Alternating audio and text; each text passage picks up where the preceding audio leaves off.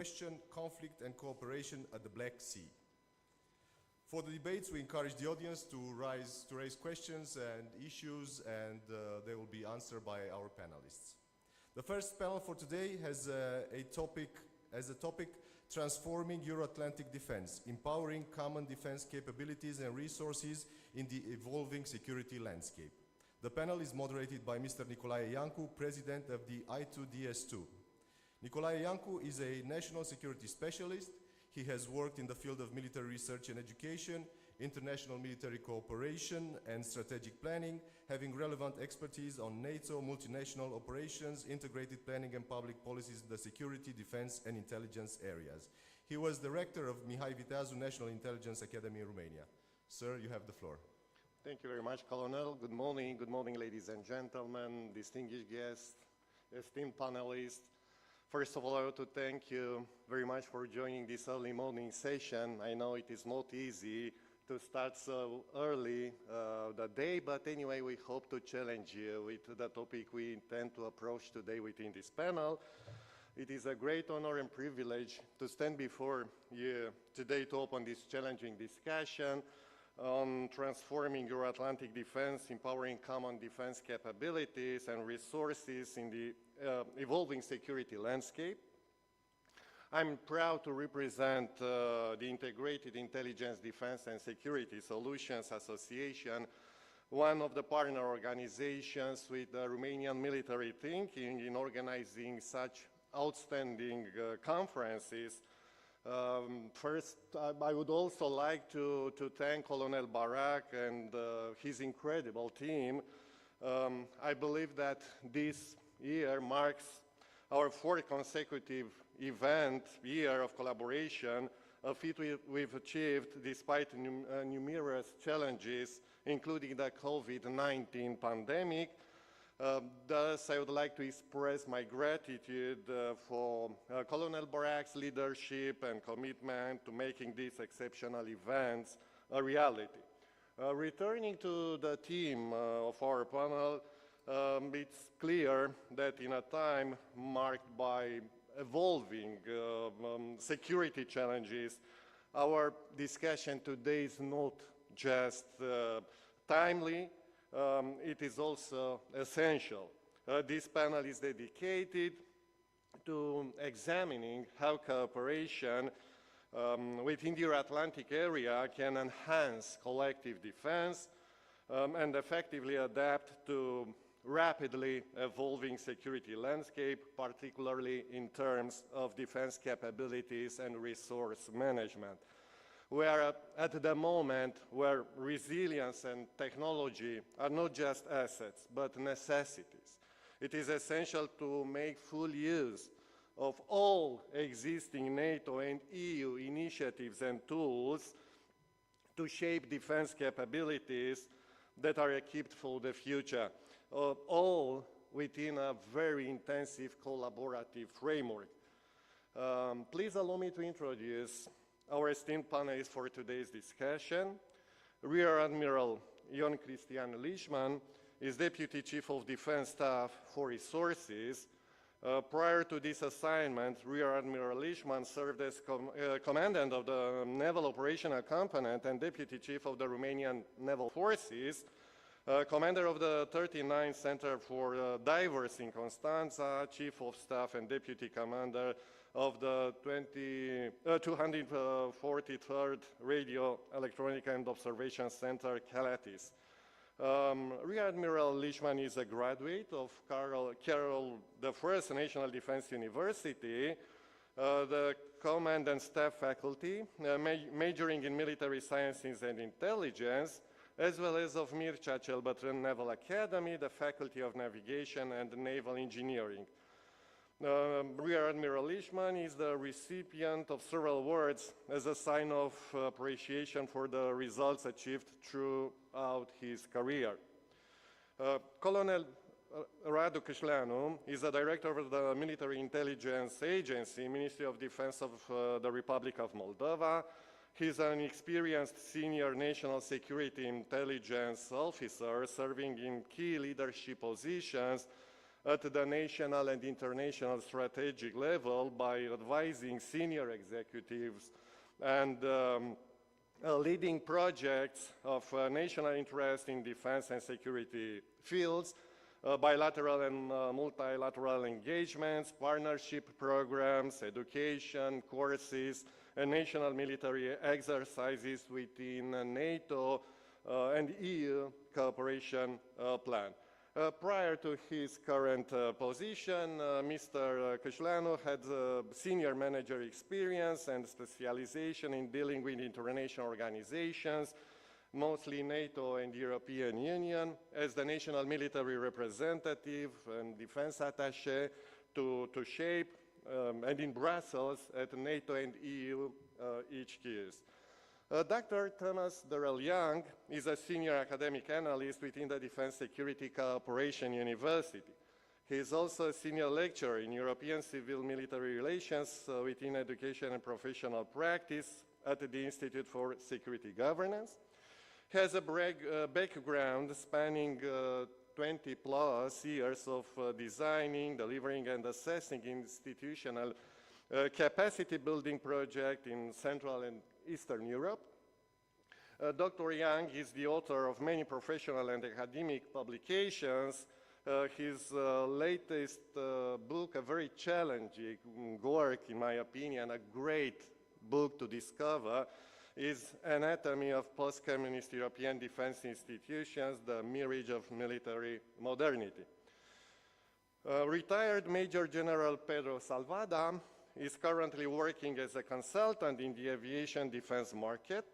He spent 36 years as an officer in the Portuguese Air Force, including 25 years in the F-16 program. After being promoted to Brigadier General in December 2018, he was nominated Director of the Engineering and Programs Directorate until December 2020. In December 2020, he was promoted to Major General, becoming, during 2021, Director of Weapon Systems Maintenance Directorate, with responsibilities across all weapon systems of the Portuguese Air Forces. He also led the F-16 aircraft sale program from Portugal to Romania. Today, General Salvada is also the coordinator of the aeronautical engineering specialization of the Portuguese Order of Engineers. Mr. Emanuel CERNAT is the managing partner of Corporate Affairs Strategies. Prior to that, he worked for many years as senior manager of McGuire Woods, a trustworthy American lobbying company active on the Romanian market until the end of 2019. Before joining the consultancy domain, Mr. CERNAT served as a career diplomat, acquiring remarkable professional experience after fulfilling his duties over the years as personal advisor, senior advisor to several foreign ministers.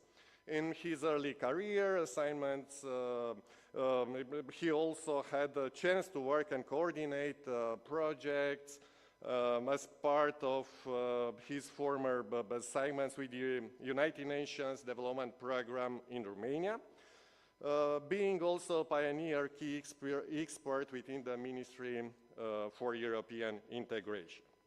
So, ladies and gentlemen, as we proceed with our panel today, I encourage all participants to engage in open, constructive, and forward-looking dialogue.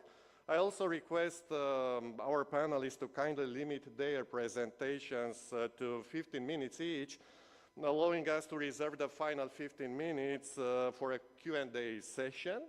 So thank you very much, and I look forward to a fruitful and enlightening discussion. And now I will invite Admiral LIČMAN to deliver his opening remarks. Just to disclose a discussion I had with Admiral, he instructed me to ask you to challenge him with challenging questions, because we would like, at the end of this session this morning, to get fruitful feedback and also to advance in promoting some policy recommendations in this field. Thank you very much. Admiral, the floor is yours.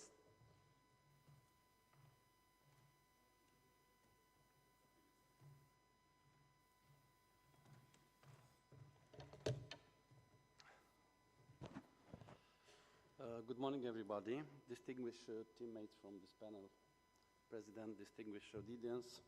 I would like to underline some facts, figures, and to challenge you with some different perspective that on the military strategic perspective from defense staff perspective to show you how Ministry of Defense and Defense staff have connected and full adapted to the new transformation of Euro-Atlantic in the domain of resources. The second topic that I would like to emphasize is transformation. Transformation from two main directions, from NATO perspective and European Union perspective. In NATO, we have a new concept of DDA. We have new regional plans and generate what? New joint sustainment and enable concept for NATO forces, a new concept for host nation support concept, and also to support, to adapt to the new technology and emerging technology. They invented Diana project, and Romania MOD is fully adapted to all of this. Go forward. A new transformation, it's a new war-fighting concept. Everything is connected to the operational field. So NATO make these steps in just 1 or 2 years just to adapt to the new situation. From European, and I like to say something more.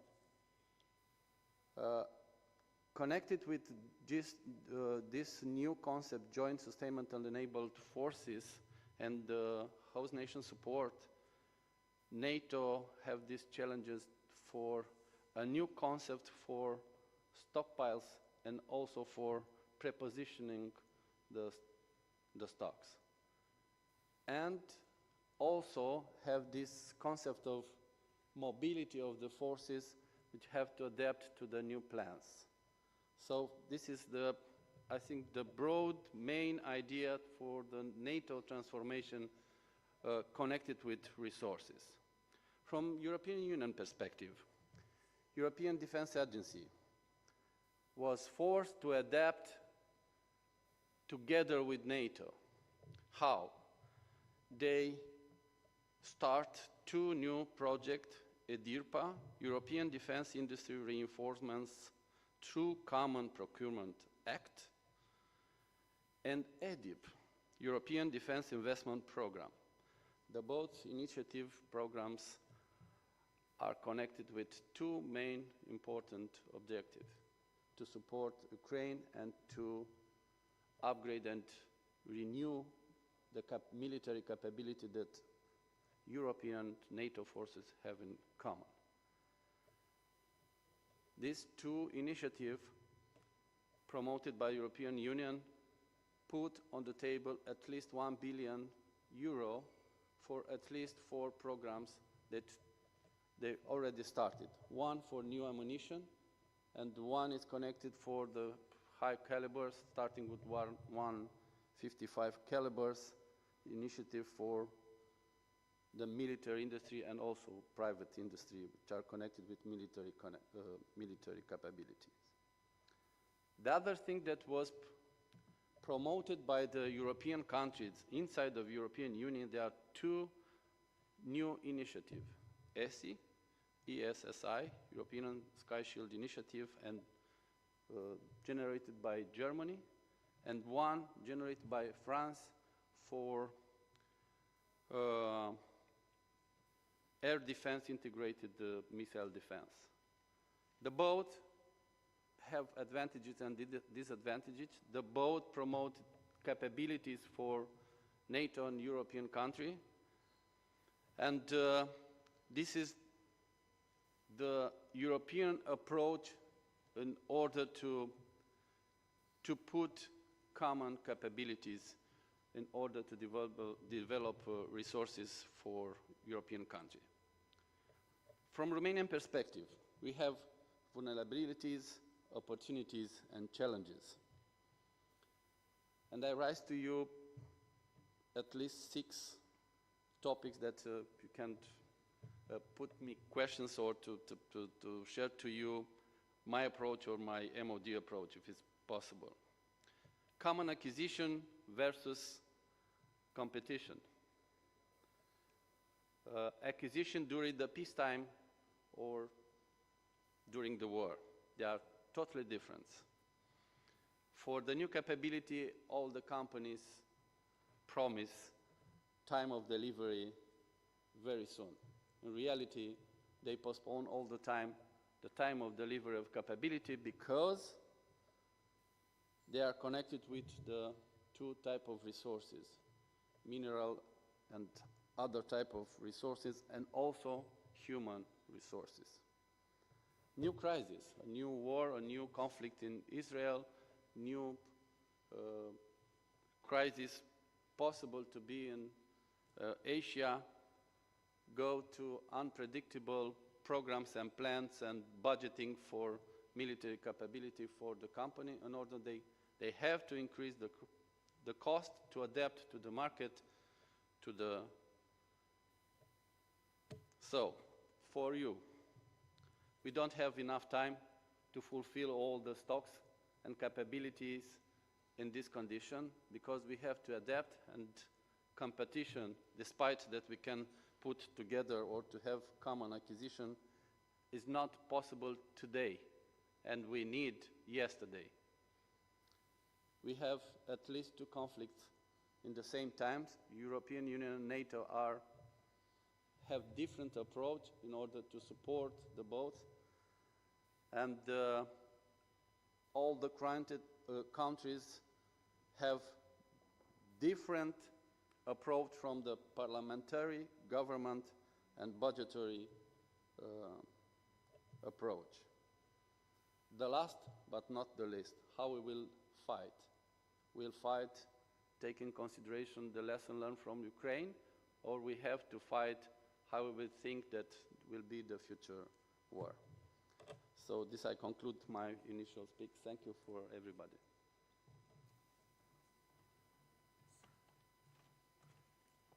Thank you very much, Admiral. Thank you very much for your remarks. I've got some notes here to use them to open the Q&A session, like collective versus competitive environments to develop future defense capabilities. So these nation-backed projects we have within the EU framework, comparing with the most innovative defense initiatives in the EU, like the European Defense Fund and PESCO, that are also that also provide ongoing projects. And now, please allow me to invite our next speaker from the Republic of Moldova. Colonel, the floor is yours. Thank you. So, definitely, I think the modernization and transformation is one of the hardest process and painful one for everyone. Sometimes you think that if you are a small country, like the Republic of Moldova now, it's more easy, which is wrong. Or sometimes if you think that you are a bigger country, then you can implement, you have more resources and you can implement this modernization and transform your armed forces to be capable to face the threats which you are now dealing here in the continent and abroad. It's also easy, but it's not. It's really difficult, and I will give the example of Republic of Moldova. After the Soviet Union collapsed, the Republic of Moldova became an independent country with a military that was most of the time based on the Soviet Union equipment. Of course, the questions were raised few times in our government to modernize and build up a new capability that will be able to face and protect, of course, our country. But this process had very, very difficult path. First of all, our resources, not enough money. And second, that was mentioned before, it's about from where and how you can buy and adapt to those plans which you have in order to defend your country, of course, looking on the threats which you have directly. Republic of Moldova, since the independence, is a frozen conflict on his own territory. We have Russian troops since 90s. The former 14th Army of Russian today, or the Soviet Union Army, is still there. They have equipment which my national army does not have.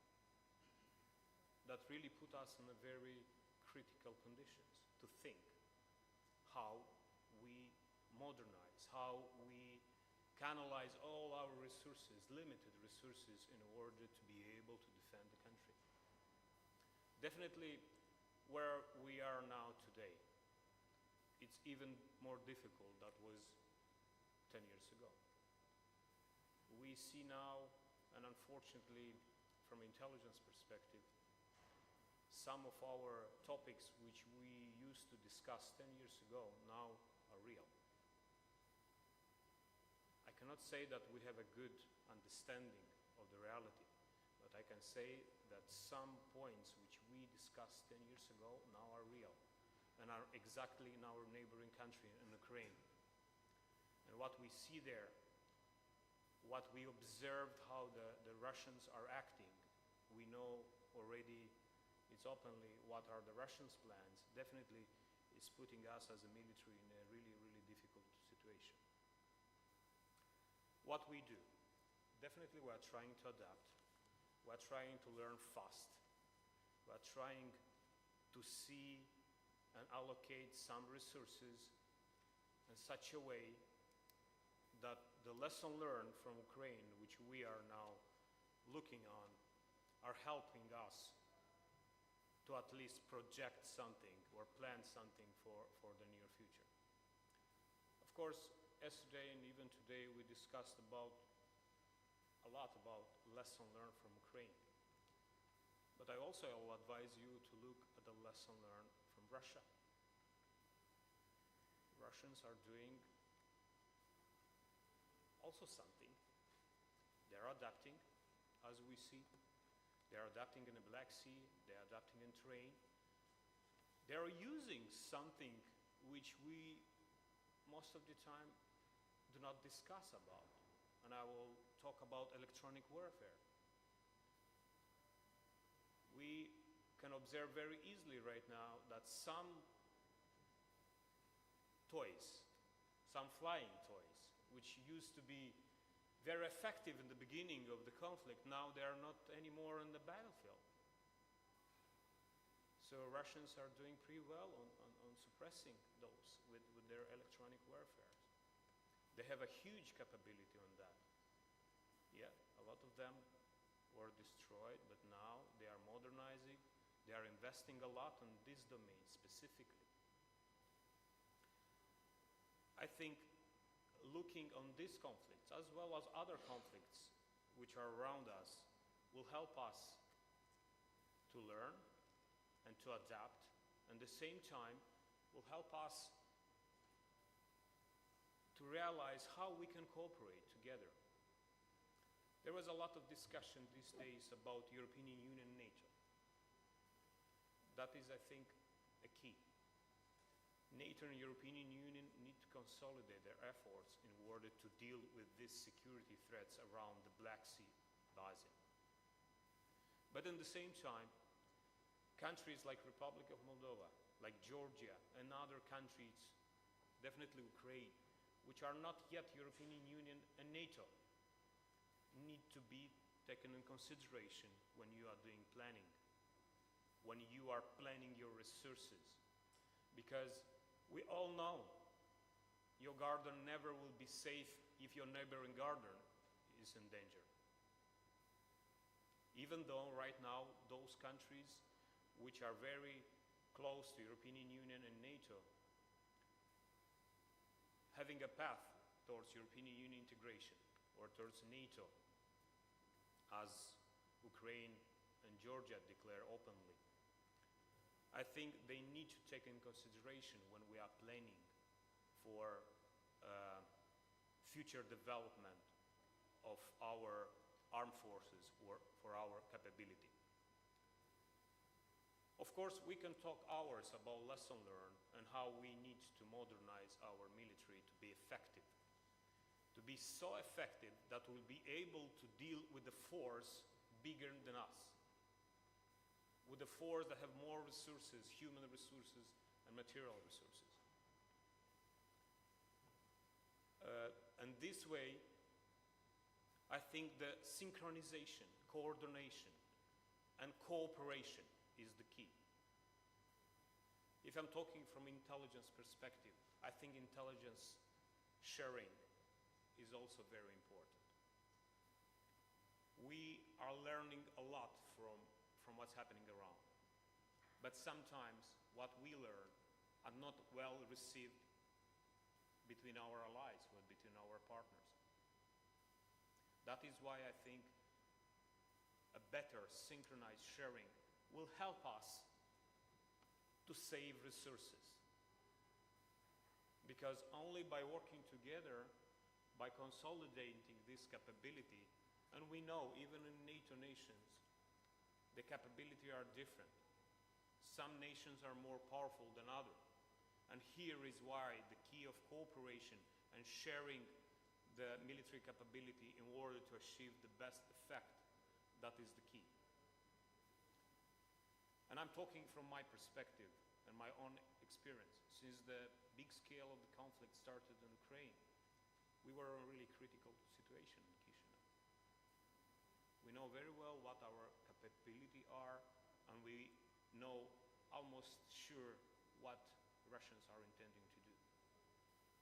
Of course, we are encouraging you, all of you, to keep supporting Ukraine. That is really important, first of all, for my country's security.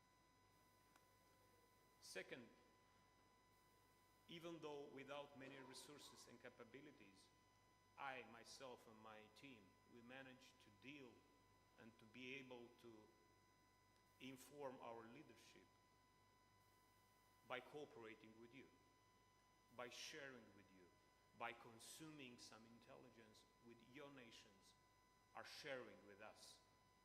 And we were able to connect with our reality, with our sensors which we have, so we have pretty much a good picture of what's happening in neighboring country. And I want to say once again, Republic of Moldova has a frozen conflict since 90s. And when we are looking on how the Russians are operating, why they are doing this and that, we need to really look from that point of view, from that time, from 90s, when the Soviet Union collapsed. Actually, there was a time, not in 2008, that was said yesterday. And I really appreciated my Georgian colleague yesterday that mentioned the frozen conflicts from 90s. Because right after the Soviet Union collapsed, there was created a belt of frozen conflicts all around the Black Sea basin. And actually the game which Russia is doing now is done by this. What was next is just the developing of the activities, which culminated with a really big, large scale in February 24, 2022. What is my message? Is to synchronize, to modernize, to compensate other capabilities of each country. To be a NATO member, to be a European Union member is a benefit. And I think we need to use it as smart as possible in order to save resources, and that is really important. That will keep our resilience more and more. And one more thing I want to mention. The role of European Union, specifically connected with partner nations, like is my country. Sometimes European Union, and now how they are acting in the region, and specifically in the Black Sea basin. They have sometimes different tools than NATO has, and I think in combination of these tools will be really, really good in helping the partner nations to do better, to increase the capability. Because in the end of the day, we also want to contribute, and we are able to contribute with our experience and with our expertise and with our capabilities in such a way that we can have really a good sharing and a good understanding of all these hybrid activities that the Russian Federation and other satellites of the Russian Federation are doing in the Black Sea basin. Open for questions. Thank you very much. Thank you very much. I think that it works now. So thank you very much for your remarks. We understand that this intricate web of security challenges cannot be longer approached in isolation. It is critically important to cooperate into the defense field, not only by sharing some lessons learned, but also by sharing intelligence and other critical resources that we have to further advance in our endeavor to defend our countries, at least here in this region, in the Black Sea region, but also within the whole Euro-Atlantic area. Now I will move further to Professor Thomas Durell to provide his presentation. Professor, the floor is yours. Thank you, Nicu. Bună dimineața, and I would like to say mulțumesc to the organizers of this fine conference, and I very much appreciate the fact it's being held here in this Cercuit Militaire, wonderful manifestation of Romanian military tradition. And I also noticed that there seem to be a lot of young officer cadets. I would say this is an excellent idea, so you can learn what the context of your future career will hold for you. So well done. The unfortunate thing is that most professors think they are paid by the word. I don't hold to that story, and so I am going to be, as we say in the Pentagon, be good, be brief, and be gone, young man. So I'm going to try to get out of here as quickly as I can because I want to plagiarize your thoughts like a good professor. Next slide. Nothing what I say is reflective of the views and the opinions of anybody who's a responsible human being. Okay? These are my heretical thoughts derived from over 25 years of working in the region, in every Ministry of Defense, every General Staff, and a lot of thinking about what I got wrong. So next slide.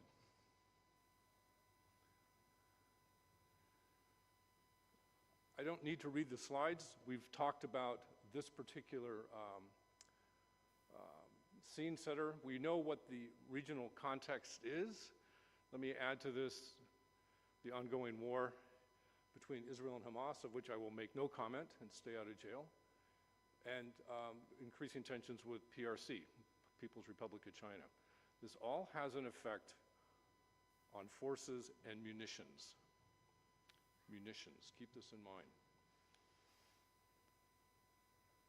If we needed an excuse or an explanation to our political leaders that we need to complete the reform efforts in this part of the world, I think the current situation pretty well lays out that rationale. Whether or not they will give us the policy relief you need or the money is another question, but without either of those, I'm not very confident that we're going to be able to see the reforms we need. Next slide. Okay, now I'm going to get really, really nasty. Pretty normal for me to be heretical. I'm working on a new book. This came to me, it's not like I'm a genius, it only took me 25 years to figure it out. I have in my background, I was able to work on the Army staff, and I had the great opportunity to, back in the Cold War, to work on a series of war plans. So I know what a war plan is. What I want to talk about today is the verb and not the noun. I'm not going to talk about any specific war plans, but I'm going to talk a lot about war planning as distinct from defense planning. So I'll use the terms operation plan, O plan, deliberate plan, basically, how do you go to war? I think if we look at the outputs of the armed forces in this part of the world, Central and Eastern Europe, by induction, it leads me to believe that we may have a problem with war planning. Again, it took me 25 years to figure it out.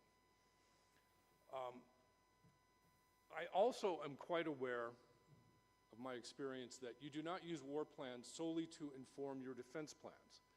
If you're doing that, you're looking backwards. Defense plans need to look in the future as well. However, if we look at the current situation in Europe these days, in the Middle East, it's pretty clear that immediate requirements are going to probably trump some future requirements.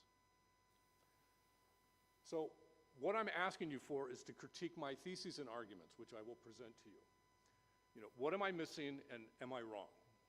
If my son were here, he would say, Dad, you're wrong. Next slide. Okay. I posit we have three typologies of countries and their war plans in Central and Eastern Europe. Countries that don't have any war plans, I know who they are. Countries that have war plans that are inappropriate, I know who they are. Those that have war plans that would remind you of mobilization plans, that is to say, legacy mobilization plans pre-1990. And then the third category would be those countries that have war plans, but they're not used to inform defense planning, which I think explains, Niku, why we've had problems for so many years with trying to impart our experience in defense planning in this part of the world, in that what we were telling you lacked context. We weren't smart enough to see that. I wasn't. I just assumed people would understand that. My bad. So if you don't use them to inform defense plans, you can train to any standard you like. You can buy whichever meaningless capability you like. You could buy a platform without the weapons. It all makes sense. Next slide, please. We have a thinking problem that we need to address. I think if we start focusing ourselves on encouraging our allies to develop coherent and funded war plans, I think we can also crack the code in getting countries in this part of the world to understand better life cycle costs, intergenerational costs, I'm an economist, sorry, training costs over time. We've done a very bad job of that. And frankly, the United States doesn't necessarily help you. You have to ask when you buy something through the FMS system for the life cycle costs. Good luck trying to get the data after you've bought the capability. The vendors are very reluctant to do that. But at time of sale, you have a very strong position to ask for. You need to ask. Everybody write that down. Don't forget it. Again, this has produced, the lack of these plans have, I think, have produced incoherent thinking, incoherent policy, and incoherence in capabilities. And I don't think we've done a very good job of educating you, to be frank. I can go into great detail of what I had to learn when I went to war college. I certainly hope they're still teaching that. I have my doubts. Next slide. I'm not necessarily sure that our political leaders in this part of the world understand the role they have to play in helping you to develop coherent war plans. The political guidance, the initiating guidance, the contingency guidance, how it needs to be assessed, how the war plans need to be assessed once they are in draft. And again, I think I'm using induction here because I spent better part of 2018, 2019 gathering data on why readiness in this part of the world is so low, habitually low. And I published that in the RUSI Journal in spring of 19. And these are some of the problems you find. And this, again, suggests to me, through induction, that we have problems in terms of guidance. Otherwise, if we had the guidance, I think we would see a lot less of this. Next slide. I'm going to posit, notwithstanding the new defense planning system or the new operational planning system NATO is developing, I'm going to posit the rather heretical view, and I hope you challenge me on this, that if you don't have coherent national war plans, I really don't see how we can respond in a collective defense manner to any provocations by the Russians. I may be wrong, but I need to be convinced I'm wrong. Next slide. Well, we need to fix the way you do war plans.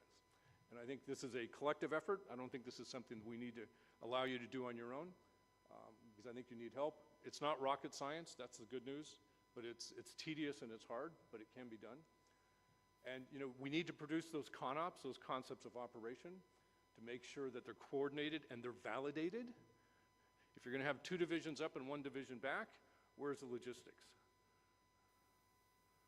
How can you have 3 divisions in Poland and 4 divisions in Poland and 2 brigades of logistics? The arithmetic doesn't work for me. And I think absent addressing this, we're going to continue to see incoherence in defense planning. And I think this is not the time to have this. Last slide. Okay, I look forward to you helping me from making mistakes. Thank you. Thank you very much, Professor Young. A really challenging hypothesis, in my opinion. A lot of invitations here to ask questions during the Q&A session. I would start in that session with my first question. Maybe would be, what's actually the difference between a war plan and defense plan? As we define defense as being the ability of a country to prepare better and win a war, basically, and of course why it is still necessary to have this national war planning process, despite the fact that we belong to a collective defense framework nowadays. Now I will move to the next speaker today, General Pedro SALVADA. The floor is yours.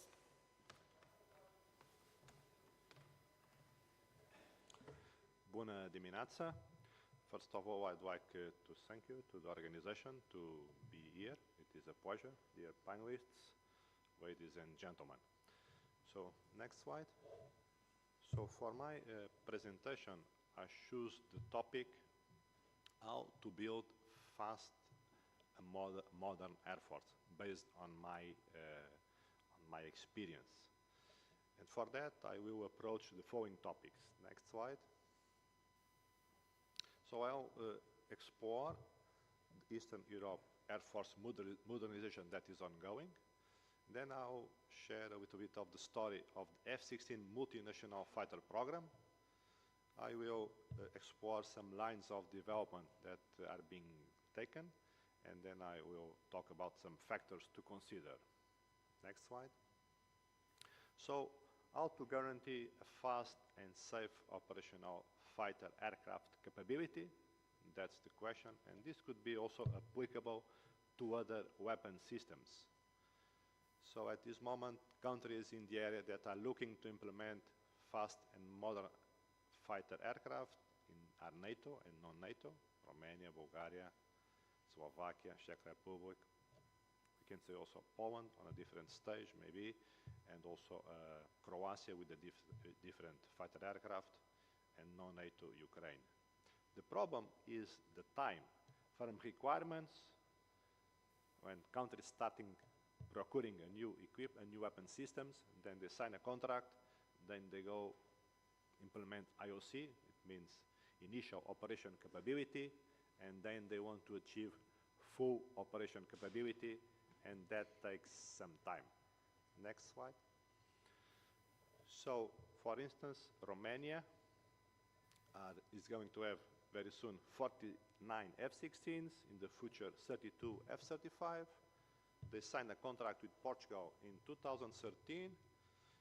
They declared initial operation capability 2016, full operation capability 2018, and in fact, after 10 years of signing the contract with Portugal, they did the first deployment in the Baltics in 2023. So 10 years.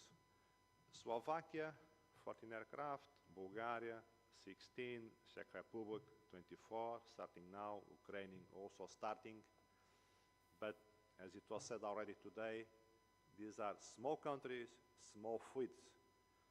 So something needs to be done in order to improve cooperation in the area. Next slide. Next. So General James Ecker from USEFI, it said some months ago, it takes a while to build a couple of squadrons of F-16s and to get their readiness INF and their proficiency INF. This could be 4 or 5 years down the road. Next. So what are the challenges? Big differences in terms of technology, from the Russian-made fighters to Eastern fighters, and also in terms of doctrine and tactics.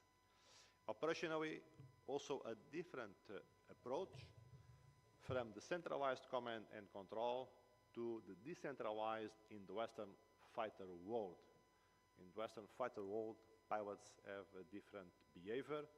They have more capability to decide when they are conducting operations. In terms of aircraft sustainment, maintaining F-16s is completely different than maintaining MiGs, and that takes time to learn that. Next slide. So in terms of the history of the F-16 multinational fighter program, it was established in 1975 for the production of the F-16. The countries that started were US, Belgium, Denmark, Netherlands, and Norway, and Portugal joined in 2000.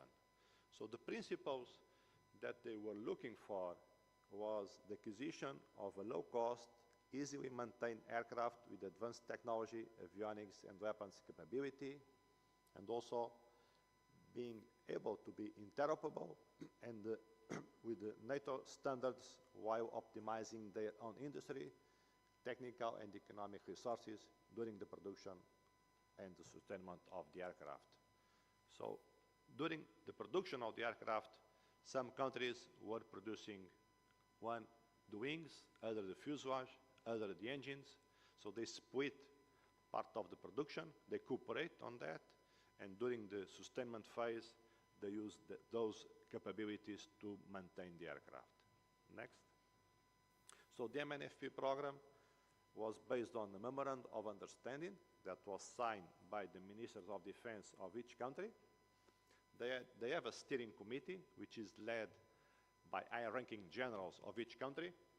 The decisions are taken by unanimity, and they monitor the performance of all contractors. Then they have 3 subcommittees: operational and logistics, industrial matters, contractor and financing, and the Secretary General in Brussels that manage all the meetings, and all of these committees, they meet at least 2 times per year.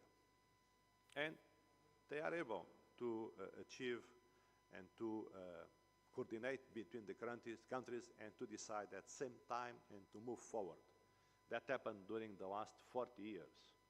So jointly, they were able to implement modifications every 3 years on those aircrafts, several enhancements, and later also to counteract the operational obsolescence, and still those F-16s are still relevant.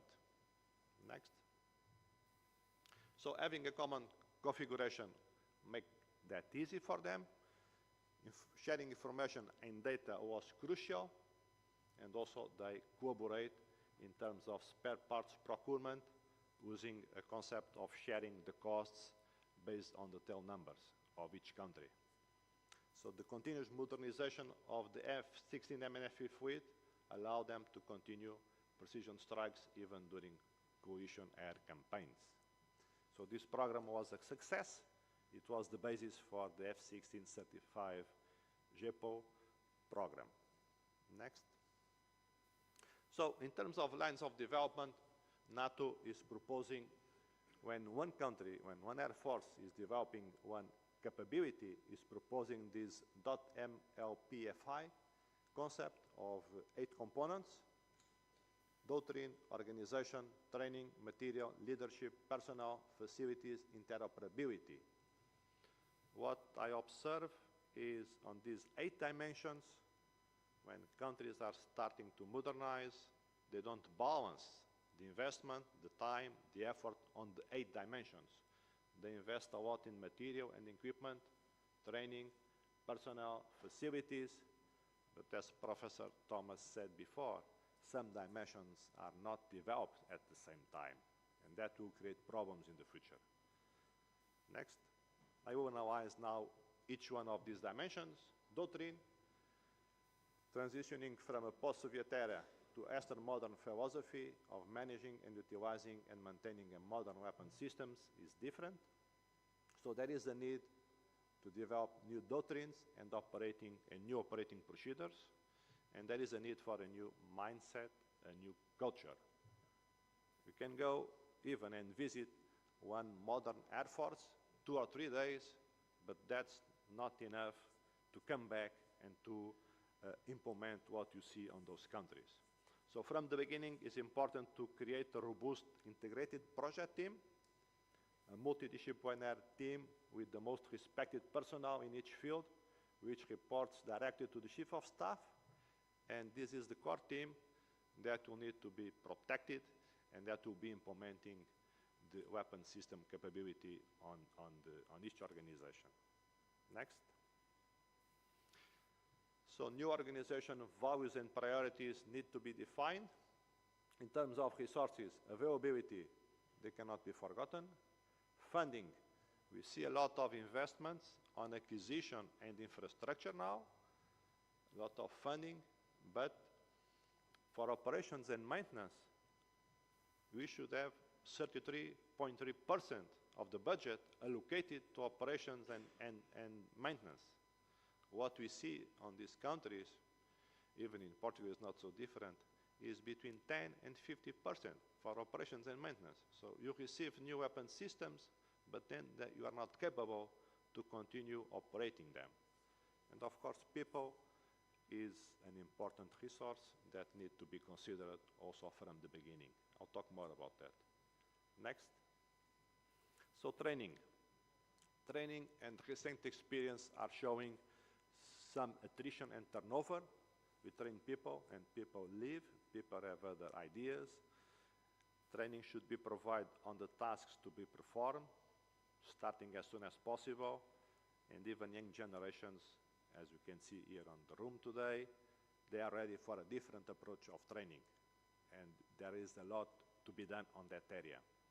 The Fight Training Center that was inaugurated this week in Romania is an excellent initiative, and also for maintenance training and for other areas, there are opportunities for a common effort.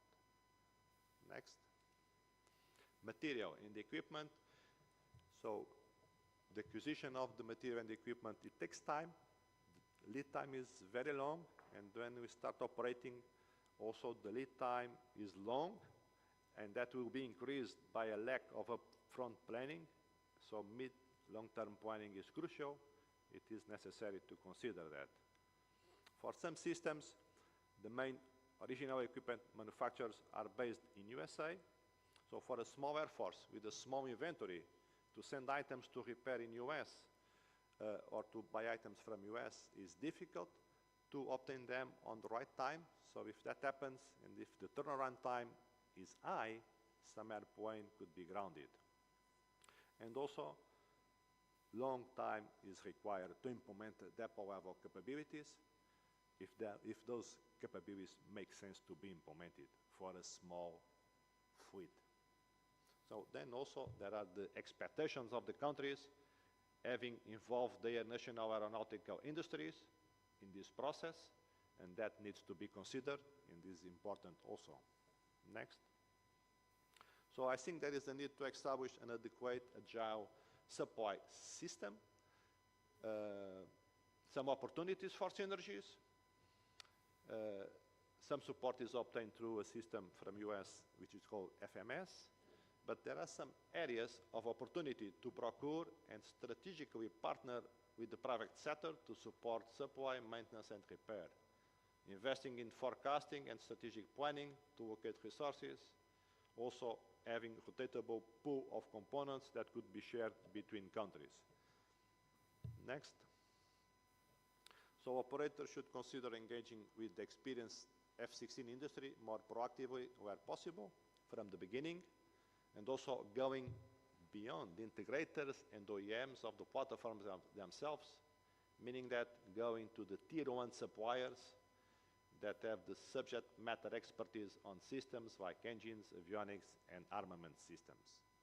Next. Leadership. It's difficult to lead if the problem is not understood. These new weapon systems, technologically, they are very demanding. It is important to understand that. Allocating the right resources in all levels, also important. And then the skills of change management and transformation are essential. If we are modernizing, we need to know how to transform and what are the skills to do it. Important to start with small steps, remove waste, remove duplications, streamlining processes. After that, digitalization can happen. Nowadays, we see a lot of digitalization, but without doing this, the result will not be good. Next. Personnel, qualified and training personnel in all areas, not only operate the aircraft and maintain the aircraft. There are more areas than that. Small fleets, they have to combine people skills. So on the F-16, to maintain the F-16, 30 years ago, we had to train people in 15 skills, 15 teams. For small countries, we understand that those skills need to be combined, and 6 or 7 teams can be trained on those 15 skills. So, of course, new training programs need to be developed, and the most important of the capability is the people. Developing the people from the beginning is the most important asset on this process. Without the right people, with the right knowledge, nothing will happen. Next. Facilities. It takes time to do the new facilities. The requirements are exigent. Standards and specs from Europe and US are different, and some laws and bureaucracy will complicate this process. Next. Next. Interoperability, it is a goal. Prepare to be interoperable, but it has a price. It is expensive to be interoperable. You need to understand what are the goals, what are the limitations, and with different fighter aircraft configurations, more difficult to achieve. And there is a long way to achieve it. Next. So finally, some factors to consider. Crucial information and knowledge, involvement and exchange with air forces who are currently using the fighters being acquired. Key decision makers and policy management personnel need to engage and receive training and insight on needed shifts in policy and utilization of aircraft from their peers, counterparts in experienced air forces. Collaboration and cross-talk and sharing the best practices. Some examples are already available, but collaboration is key. Next. Next. Okay, so a larger partnership and cooperation with similar countries operating similar weapon systems in Europe to obtain higher levels of efficiency is required. The countries of Europe need to collaborate and take advantage of the lessons learned in operations and maintenance in all areas that approach the weapon systems. And I'm saying countries of Europe, I'm not saying countries of Eastern Europe.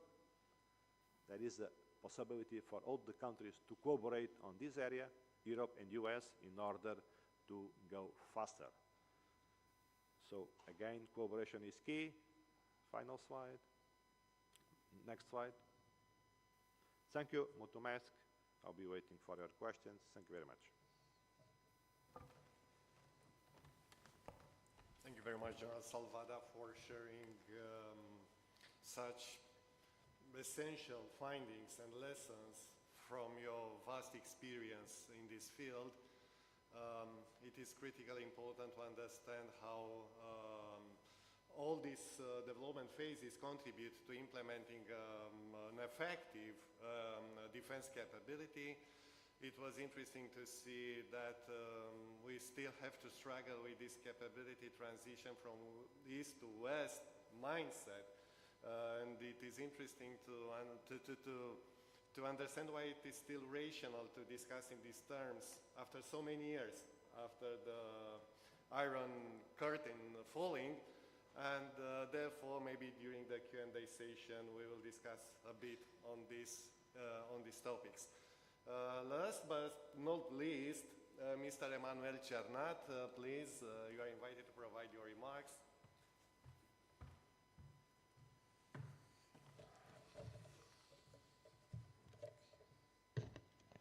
Hello, everybody. First of all, distinguished members of the panels, distinguished audience, it is a pleasure for me to be here today with you.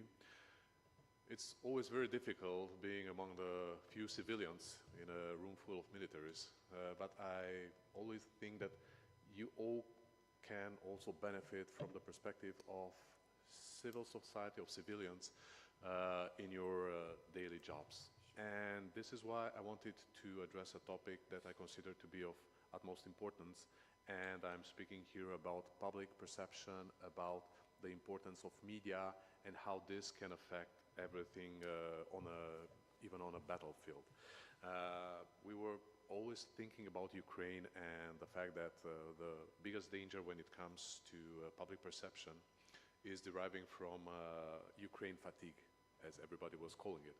But now we see that such a small factor, not a small, but well, unforeseen factor as the war in the Middle East can have a dramatic effect and shift public perception and take all the attention that was on the war in Ukraine and leave sort of Ukraine alone, or at least this is some of their perception.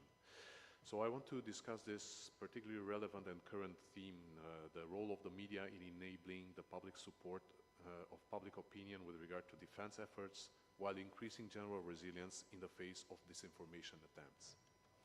It is obvious that in the information age that we live in, the media environment and the constant flow of information have become everlasting presence and essential parts of our society.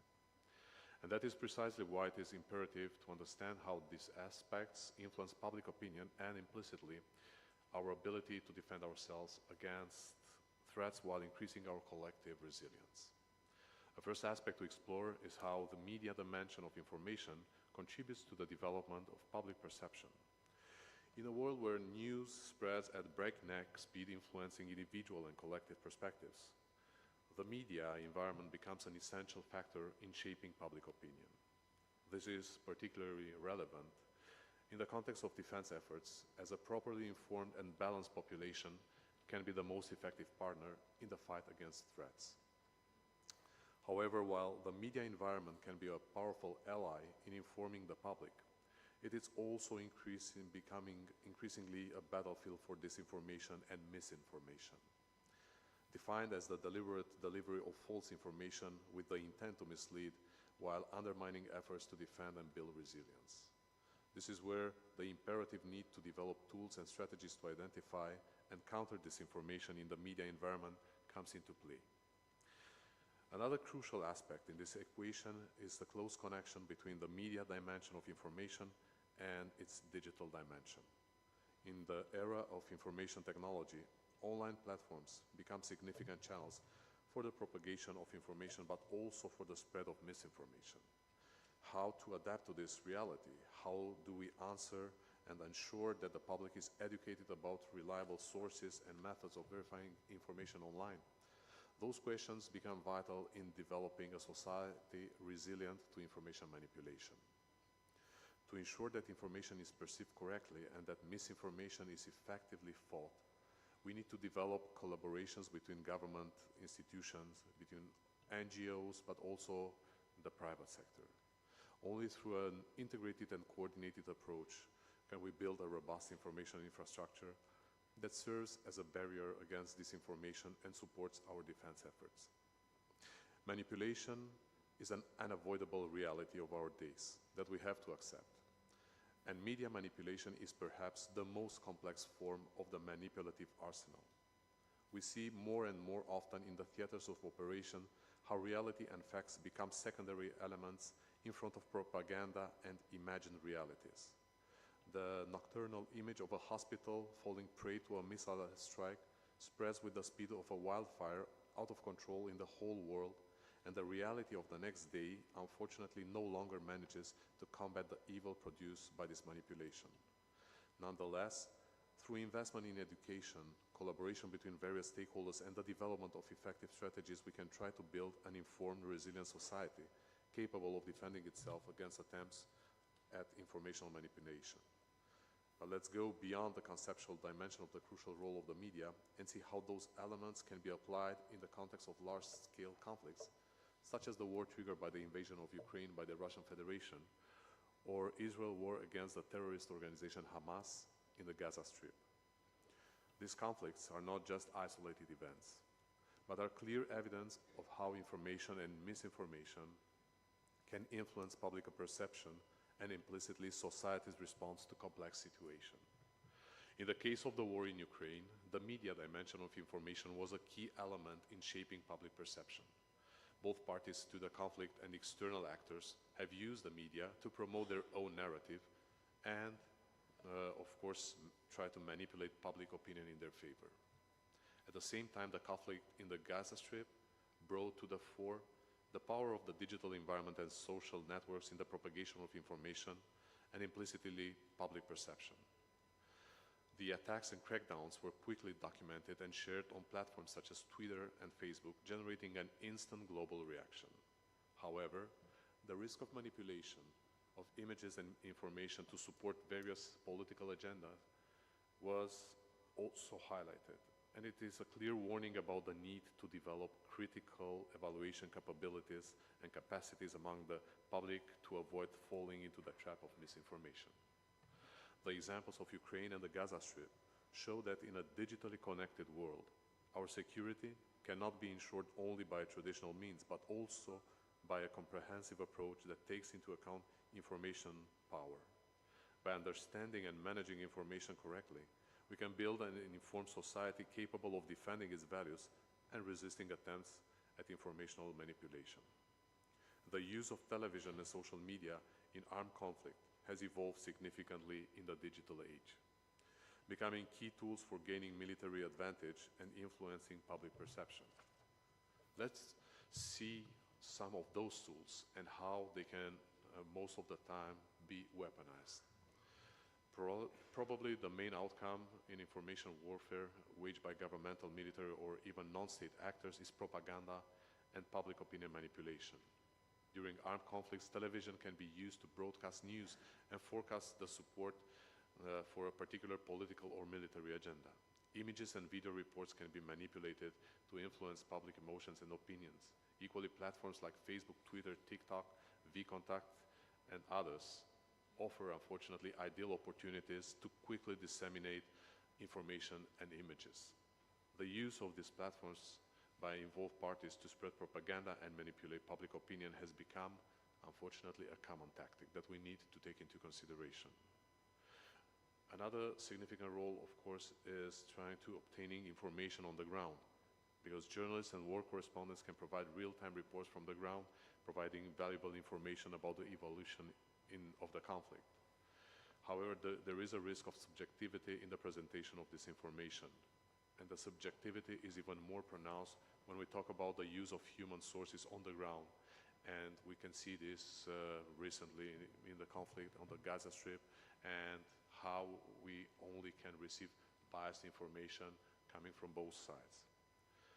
We clearly see how counter-information and disinformation become intrinsic components of any military actions.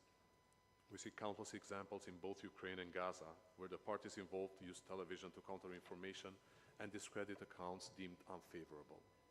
Equally, disinformation and the propagation of fake news are common tactics on social media, where information can reach a large audience quickly and can be shared virally, often escaping verification filters and turning complete fictions into realities that no one knows. This highly relevant theme was bound to enter also the radar of NATO and the concerns for NATO, which faces complex challenges in this digital age, where the manipulation and propagation of false information have become major threats to security and stability.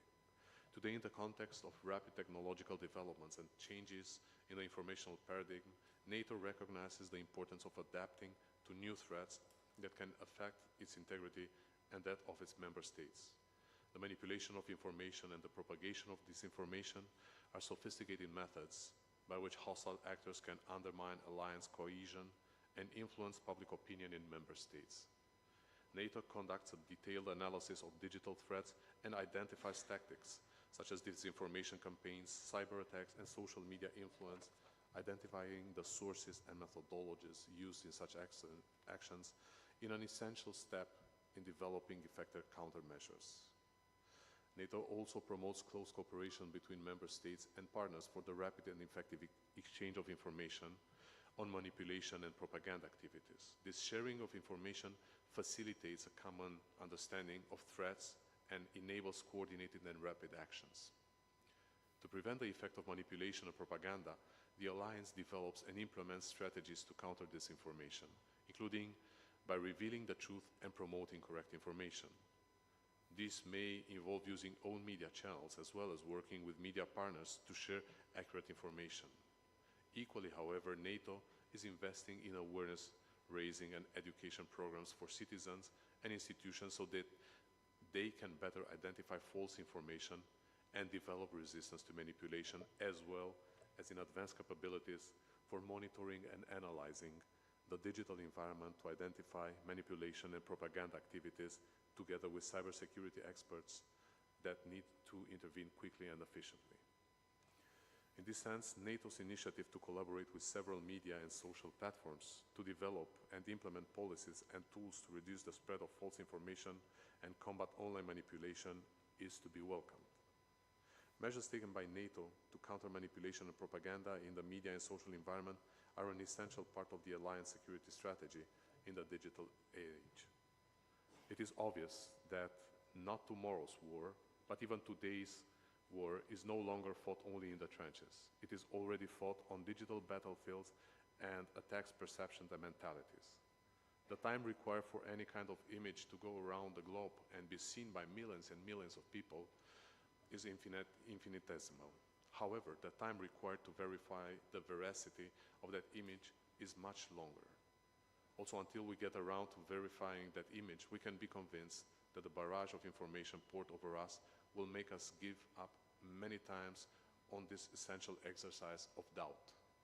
Our ability to detect truth from lies lies in this ocean of misinformation that will make the difference.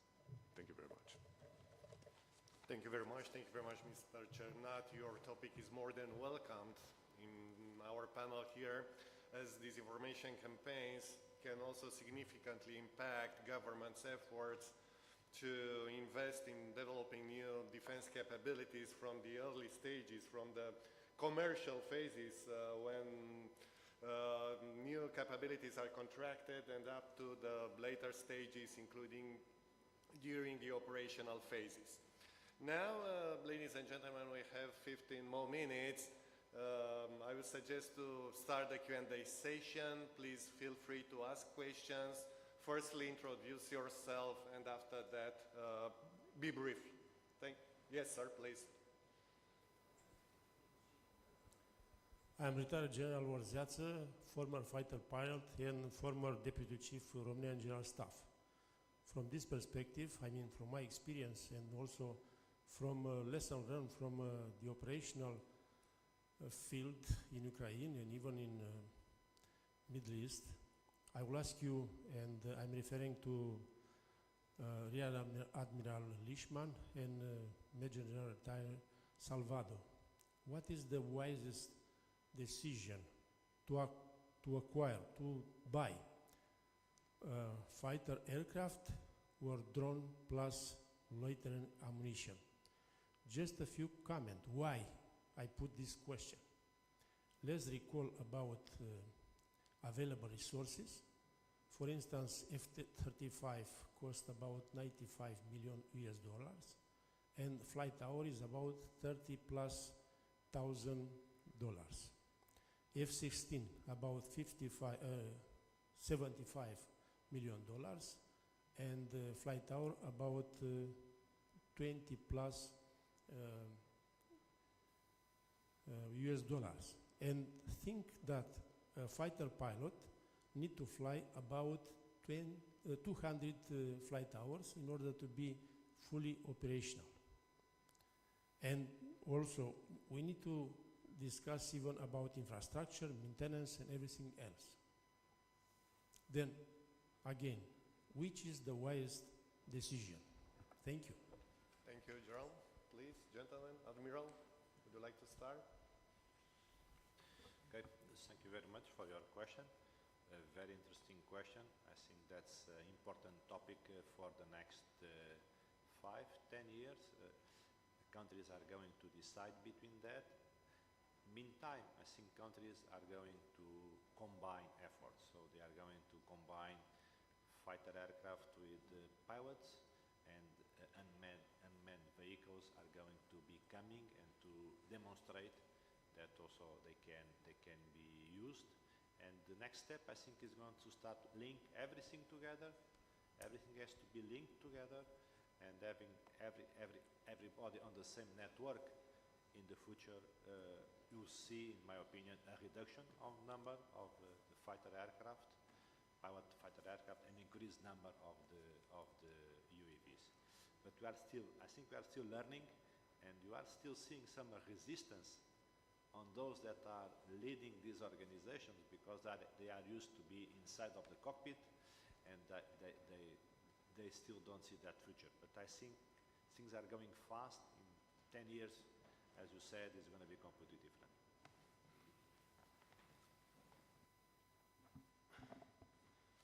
Very interesting questions for a Navy officer to answer to it. But yes, all the resources are coming from operational perspective. So, despite that, it's my personal point of view, and I'm sure that it's sustaining from the military strategic perspective.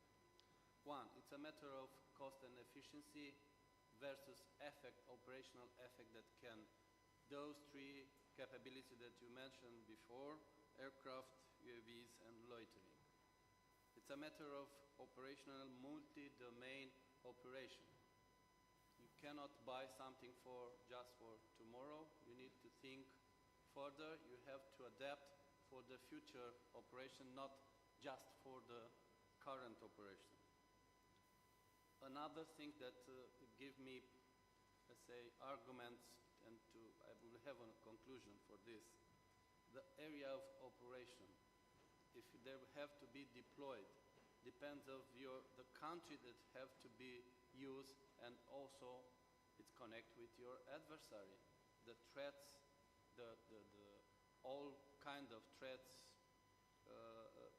you cannot put just three capability and to address to all the threats. So I think that is not enough. The military capability are not cheap. If you want to win, you need to put together capability, to integrate them, and to use wise. So I don't have a wise answer to you. Thank you. Just one very quick point. Look at the Brits. The Brits used to, their RAF fast movers would do 210, 220 hours a year, so they could do all of the mission training. It's now down to about 110, 115. Why? They're using synthetic training, and they're saving heaps of money doing that and keeping the hours off the airframes. So there are new ways of saving money while still having the same effect. Okay, good. Thank you. Other question, please? Okay, because we still have 5 minutes, I'll invite you, gentlemen, all of you, to provide your final conclusion, if you want, regarding the importance of cooperation and collaboration within the defense field, particularly in developing new defense capabilities, and also, of course, why it is still relevant to discuss this need of philosophical adapting philosophically adapting to our mindsets to these new, let's say, challenges that we have to approach within the context security environment. So, Director, please. I'll try to be really short to give others the opportunity. So 3 things. Good intelligence, to be able to be shared. Second, good logistic, sustainable logistic, to be able to be integrated with others. Good, modern, precise weapons. Again, the same, to be able to be integrated with other countries' capability. I think those are 3 elements that we need to take in consideration in order to save resources and to be effective in this new security environment. Thank you very much. Your final remark? I have 4. Oh, good.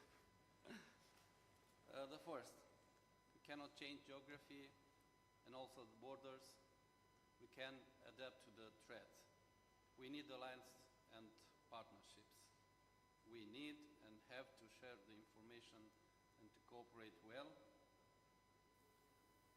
We have to continue to support Ukraine. Defense as a part of security, it's a matter of responsibility of the government.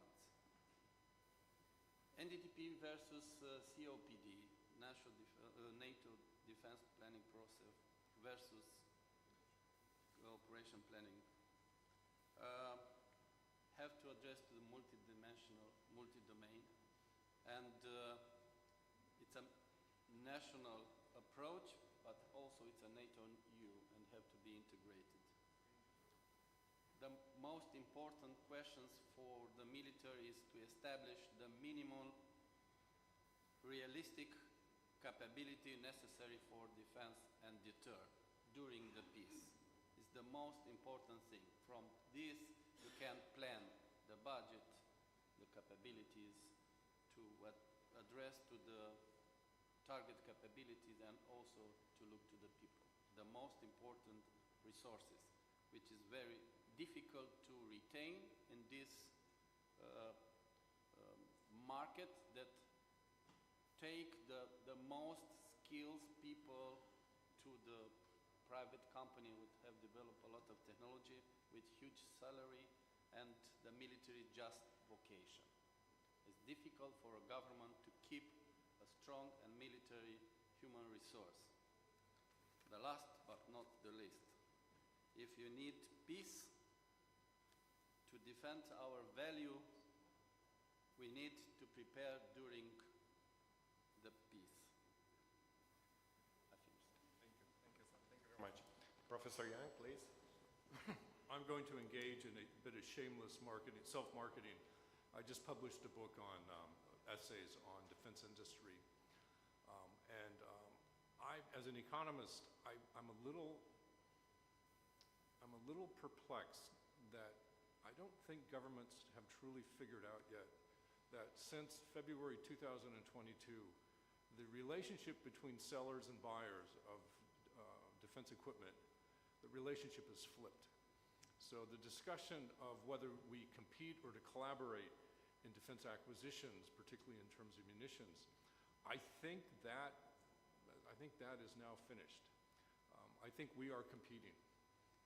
We would love to cooperate, we'd love to coordinate, try to get governments to do that has always been a challenge, but the relationship with defense industry has fundamentally changed.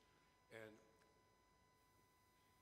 we need collectively, as defense community, we need to convince ministries of finance that, boy, it sure would have been great if we had bought a lot of stuff prior to February 2022, but that horse is out of the stable, it's gone.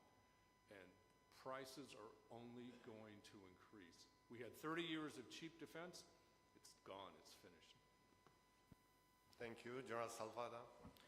Okay, so I will go back to my presentation because I was waiting for this question because I explained that Belgium, Denmark, Netherlands, Norway, Portugal, US shared costs on the F-16 multinational fighter program, developing and maintaining the F-16.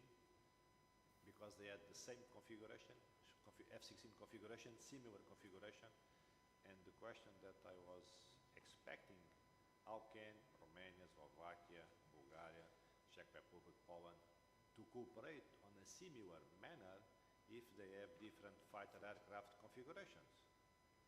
And I think it's possible to cooperate. It's different if you are on kind of a consortium, on a partnership, but there will be always a common denominator. Some weapons are similar. Electronic warfare is electronic warfare. So if we are on the table, Romania, Bulgaria, Slovakia, Czech Republic, and if I invite industry to come and to discuss with me, if we are 4 or 5 countries, the way I can approach and discuss with industry is completely different. So my thinking about this is there are ways to cooperate. It would be easier for these countries maybe to ask a session to the F-16 MNFP and to be part of that group. US government needs to be on that also, or to create a new one. But with cooperation, it will be cheaper and they will go faster for sure. Thank you. Thank you. Great invitation for cooperation. Mr. CERNAT, please. Yes, just to conclude, I want to say that it is we have a huge opportunity at this moment. There are new resources coming, and Romania has huge prospects in order to get new capabilities. But it's very important also to try to explain to the public and to communicate more to the public why we need to do this. Because, as Professor Young was saying, at the end of the day, it's going to be the Ministry of Finance who will have a huge saying in that. And the Ministry of Finance will think about this also politically. And in this sense, you need to have also the public support that I was talking about in order to endorse the military decisions. Thank you very much for this great conclusion of our panel today. Ladies and gentlemen, thank you very much for attending this session. I invite you to put your hands together to thank our panelists here today. I wish you a very nice day. Thank you.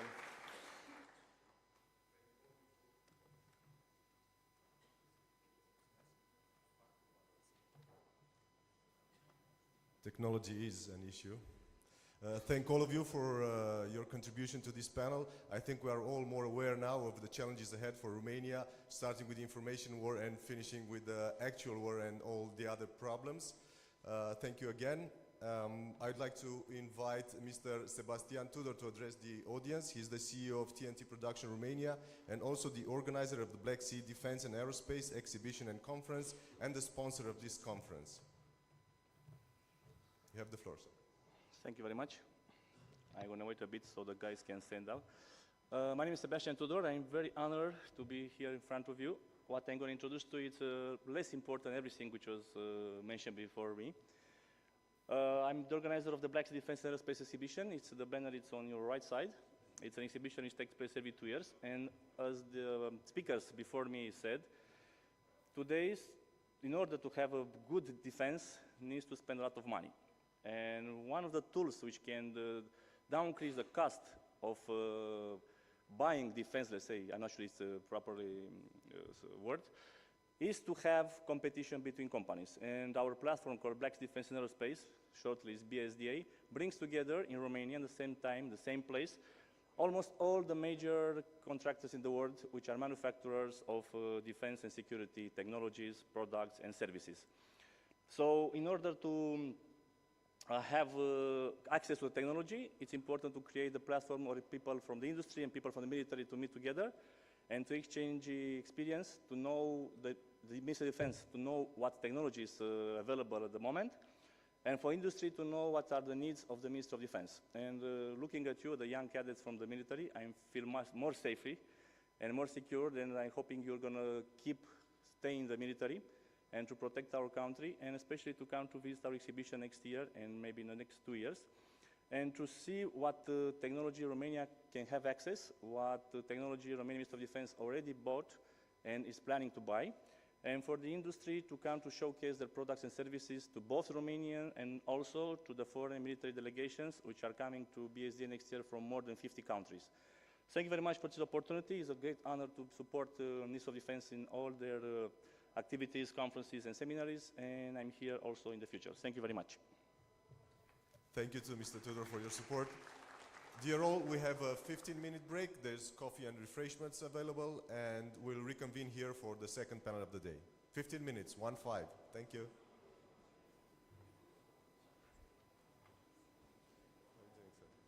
Don't mix it with the 50. Yeah, exactly. There's a tendency.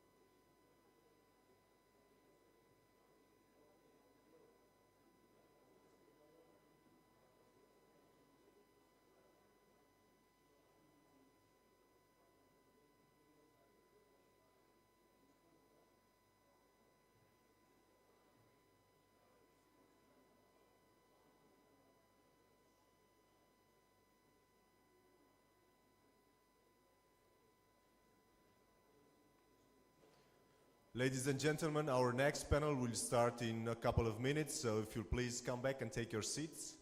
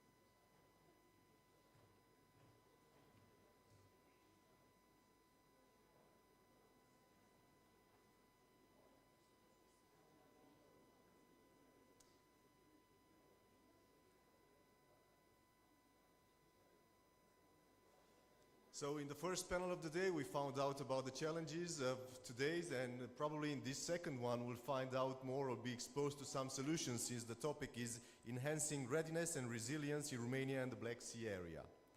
The debate is coordinated by the Center for Defense and Security Strategy Studies of the Carol I National Defense University and will be moderated by Colonel Dan Petrescu and Mrs. Mirela Atanasiu. Colonel Dan Lucian Petrescu is Chief of Research and Development Department within the Center for Defense and Security Strategic Studies. In his capacity, he has taken part as speaker and moderator in an array of scientific conferences. Colonel Petrescu was a lecturer in multinational operations within the Security and Defense Faculty of Carol I National Defense University. He is the author of many papers and books in the field of defense, strategy, electronic warfare and war games, being the recipient of several awards, including our own Romanian Military Thinking Award. Mrs. Mirela Atanasiu is a senior researcher with the Center for Defense and Security Strategic Studies, Carol I National Defense University in Bucharest, Romania, and associate researcher of Buda University Doctoral School on Safety and Security Sciences, Africa Research Institute in Hungary. She has a multidisciplinary education, a bachelor's degree in legal sciences, master's degree in public communication, PhD in military sciences and information, postdoctoral studies in crisis management that led to her specializing in multidirectional problem analysis of security issues in the Middle East and North Africa, in particular those affecting the European space: terrorism, extremism, insurgency, inter- and intrastate conflicts, humanitarian crisis, proxy war, hybrid war, migration, cross-border and organized crimes. Colonel, Madam, you have the floor. Thank you very much, Lieutenant Colonel. Distinguished members of the audience, ladies and gentlemen, good morning and welcome to our panel. It is an honor for the Center for Defense and Security Strategic Studies to continue this tradition to support the conference organized by Romanian Military Thinking. We are very grateful for being invited to moderate this panel. Me and my colleague, it's a privilege for us to be in front of you. So today, we have a very selected audience. We also have an excellent topic that looks like the core of the entire conference. We have two buzzwords, readiness and resilience, that overlap on the very tension and, do you hear me? You're a bit taller than I am, sir, so. Okay. They are overlapping a very tension region, Black Sea region, and also Romania. We have 4 high-class speakers, and allow me to introduce them with a short presentation. Afterwards, I will come with more details. So we have Brigadier General retired Plamen Bogdanov, Associate Professor at the University of Library Studies and Information Technologies in Sofia, Bulgaria. Thank you for accepting our invitation, sir. Mr. Adrian Druță, Vice President of Euro-Atlantic Resilience Center. It is a pleasure to have you with us, sir. Mr. Evgen Magda, Ukrainian political analyst and Executive Director of the Institute of World Policy in Kiev. Thank you for attending our panel, sir. And Colonel Ioan Mischie, Deputy Chief of the Air Force Staff for Operations and Training. Thank you for being with us today. So we have met now here all the conditions to have a very interesting dialogue. It is our intention to make the panel as open to debate and discussion as possible. So our speaker will give us a 10 or 15 minutes introductory speech on several subjects in regard with enhancing readiness and resilience in Romania and the Black Sea region. After the introductory session, we will open our discussion to the audience for a certainly productive Q&A session. During the presentation and the following discussion, I would kindly ask you to maintain the impartiality suitable to this event and keep the information within unclassified OSINT boundaries. Now, we have 4 speakers with great experience both in the field and in the academic. They will address 4 main topics, and allow me to introduce them. I try to pretty much arrange them. The first one is the importance of the Black Sea region as a geopolitical and geostrategic nexus in the global area in order to set the stage, set the general background for the discussions. The threats and risks they may impact the national security and defense of the riparian states and beyond, to highlight the necessity to enhance readiness and resilience. The third one is regarding the reactive actions undertaken by the regional actors to the conflict in Ukraine, to highlight the response to the main source of increasing tension in the region. Last but not least, the proactive measures to enhance national and regional resilience and readiness in order to meet our objectives. I will now pass the floor to my colleague, Moderator, in order to give us some details on the topics, please. This works? Yes, it is. When we speak about the Black Sea region, we can see an important geopolitical area and an important nexus in the global arena. Therefore, from the global perspective, it has an exquisite strategic importance, sorry for the noise, connecting the Central Asia and Caspian Sea routes to the old European continent. And it's also a focal point where Russia, Europe and Middle East, the Balkans and Caucasus meet, and where the forces of democracy are clashes to Russian military aggression.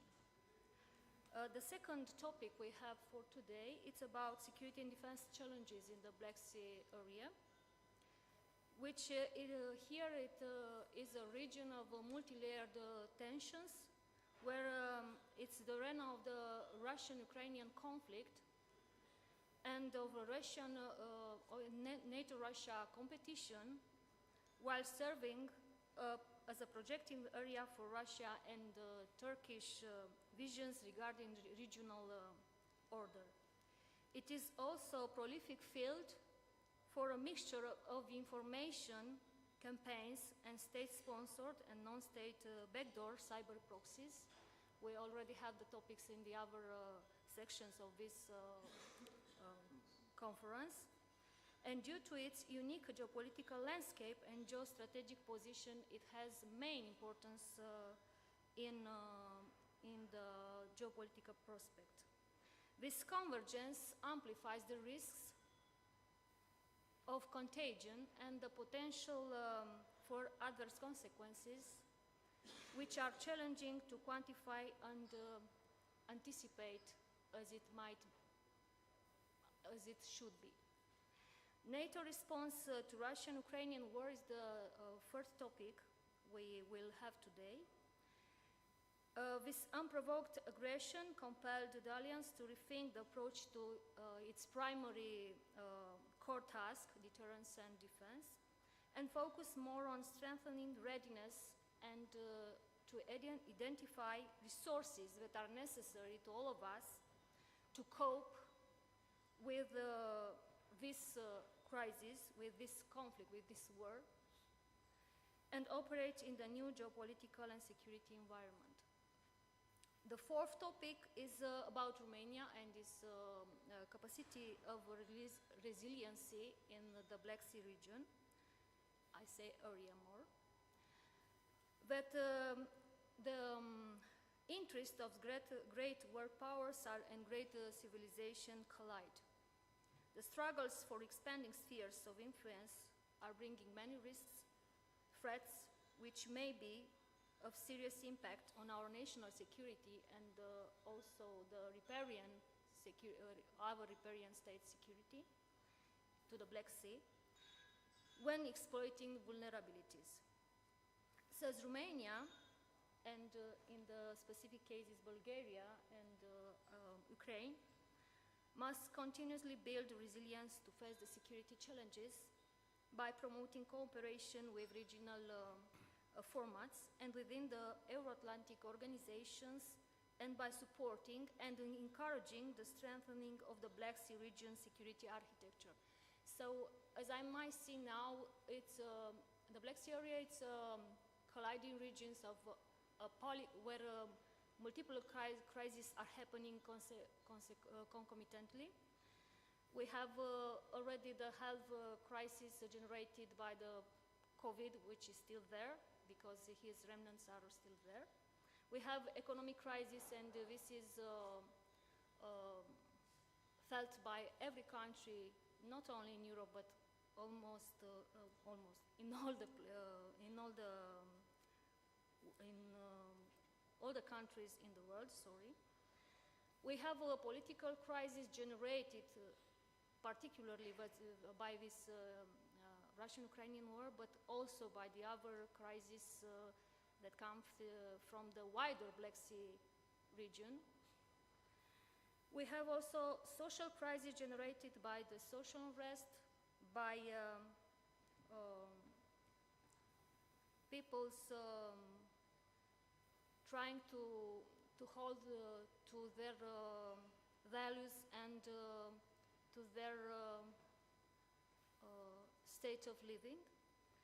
And much of these crises have effects that are multi-layered and sent in all the fields of the security. Thank you very much, Mrs. Athanasiou, for defining the framework. And now, without further ado, please allow me to introduce the first speaker. Brigadier General Bogdanov has a PhD from the Defense and Staff College and was Commandant Rector of Vasilevsky National Military University between 2015 and 2019. His academic interests are related to concepts, doctrines, and strategies for security, the theory and practice of military conflicts, and expeditionary capabilities and operations. He has more than 50 publications in the field of national, regional, and global security. Prior to holding this academic position during his military career, he served in many operational and command positions mainly related to the Air Force of Bulgaria. Today, Mr. Plamen Bogdanov will provide us with the Bulgarian perspective on strategic considerations and practical solutions to enhance readiness and resilience in the Black Sea region. He'll focus his analysis on the challenges identified as threats and risks in the current security environment. He will also provide measures to lower the risks and counter the threats with valuable inputs from Bulgarian point of view. Sir, you have the floor. Thank you, Colonel. Distinguished guests, generals, admirals, dear young and future officers, distinguished panelists, you see the topic of my presentation. And next slide. The contemporary security environment presents an ever-accelerating dynamic and evolving past and emerging security risks and threats. Often they can be unpredictable in both their emergence, manifestation, and further evolution, whilst requiring the timely allocation of resources and the implementation of measures to counteract them is an effective response. The tasks of effective security provision and national defense for states such as Bulgaria, Romania, and Turkey are even more imperative and complex. The vital geostrategic positioning of the three states precipitates the conditions for the concentration of degradation factors across the entirety of the security spectrum. As such, the liberation of both national, regional, and international means and resources is concentrated and coordinated sets of policies and measures are vital. Thus, key elements of readiness, availability, and resilience within national security strategies and planning are vital for ensuring security not only on the national level, but also in due consideration of good relations with our neighbors and the overarching international commitments within the political and security architecture of both the EU and NATO. The following presentation is structured around four main levels of exploration and analysis of the presented case of enhancing readiness, availability, and resilience. First, an overview of understanding of the three concepts within NATO planning is presented. Afterwards, risks and threats are examined within two set categories based on the resources and capabilities required to counteract them. Having examined the diverse sets of risks and threats, the development of capabilities in readiness, availability, and resilience to counteract more serious threats requiring military capabilities and higher level of regional and international cooperation are presented. Finally, the presentation will focus on the role of the Bulgaria in furthering Black Sea security in current initiatives and mechanisms of cooperation. Next slide, please. The first part of my presentation. In line with the principal prerogatives of NATO, the provision of security to both the systemic level of the broader alliance structure and the nation states are paramount. Readiness, availability, and resilience stand as principal elements in NATO security policy. All three concepts are interconnected and apply to a broad spectrum of capability developments in order to address security challenges in a diverse set of potential situations ranging from civil to military and stand as a baseline of the alliance deterrence and defense posture. In this regard, within NATO, several key policies have been introduced as facilitator for the expanded and evolving set of capabilities. We know the NATO Readiness Action Plan of assurance and adaptation measures since 2014. After that, the 2016, the new measures for collective defense, especially for NATO allies in Central and Eastern Europe. First of all, assurance measures, after that adaptations measures as long-term changes to NATO forces and command structure, particularly adopting measures focused on creation of high readiness rapid response grouping of forces in Eastern Europe, multinational corps northeast in Szczecin, Poland, and multinational division, now corps, southeast in Bucharest, Romania. As it was mentioned, since 2022, the total number of forces has increased exponentially to beyond 40,000, with a planned increase to 300,000. Resilience measures stand as a broadest of baseline requirements within NATO planning, with range in focus from the military to the civilian sphere and ensuring resilience in both. The set requirements from 2014 are shown on the slide. Overall readiness, availability, and resilience are assurance and adaptation measures undertaken as part of the deterrence and defense posture of the alliance. They materialize on the broader NATO level, where specific attention is provided for their provision in Central and Eastern Europe, as per the Readiness Action Plan, but also materialize in national security building and regional structures of cooperation within the alliance structure. Next slide, please. In the context of the Black Sea and the security concerns of NATO littoral states of Bulgaria, Romania, and Turkey, several unique and complex factors must be taken into account, which affect both national security and broader alliance security concerns, and which dictate the ability to provide and enhance capabilities. You can see on this slide. On the maps, the extended maritime borders, zones of air control, and the exclusive economic zones are demonstrated, which showcase the expanded areas of responsibility in providing security for littoral states.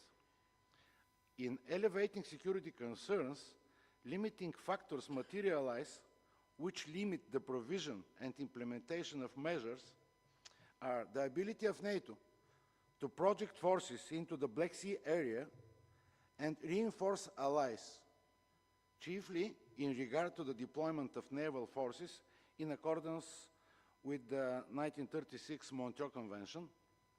The risks of escalation and potential confrontation due to an increased militarization of the region, which have increased significantly since 2022. The clash of economic and military objectives within the Black Sea, which has developed into an overarching debate, particularly in national level policy making. Next slide, please. The second part of my presentation is dedicated to the current risk, threat, and lessons learned for the conflict in Ukraine. The establishment of measures which ensure adequate readiness, availability, and resilience capabilities is accomplished either reactively or proactively to the assortment of potential or active threats and risks to the security environment.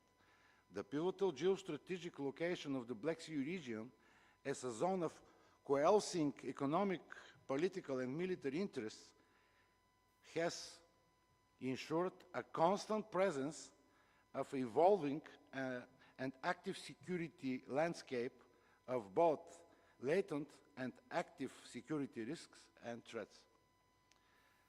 The past decade in particular has demonstrated a progressive increase in the number of risks and threats materializing in the Black Sea area with respect to the national security of littoral states, broader regional security considerations, and the overarching structure of the military and political organization, such as NATO and the EU.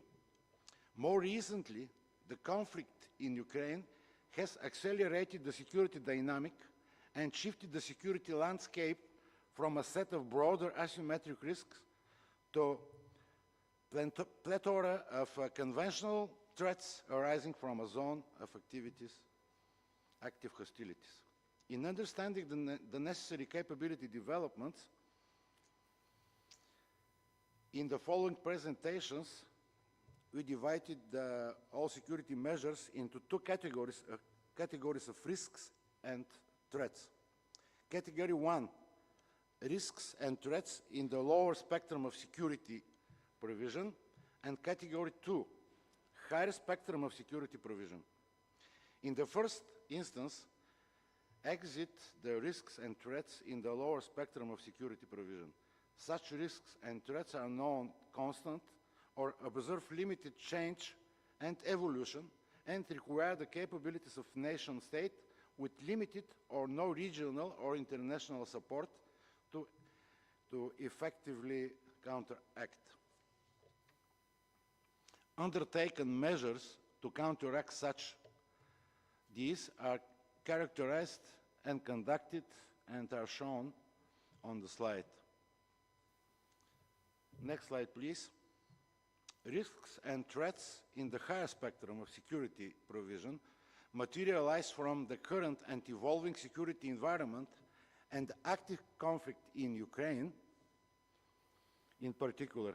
They present changes which are difficult to anticipate and counteract with national resources and capabilities alone, requiring a larger commitment either through regional cooperation or with a broader support of allied states.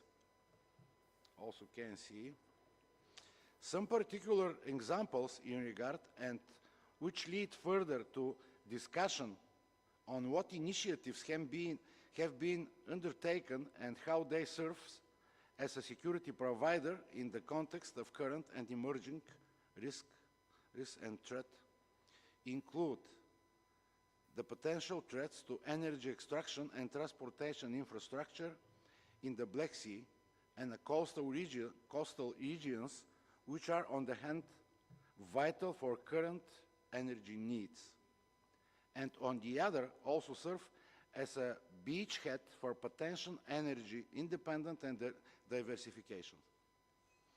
Other taken measures are also shown on the slide. Risks and threats in the second category can be observed to be closely associated with the essential role of the Black Sea and its role of an emissary of fundamental change and challenge in the region.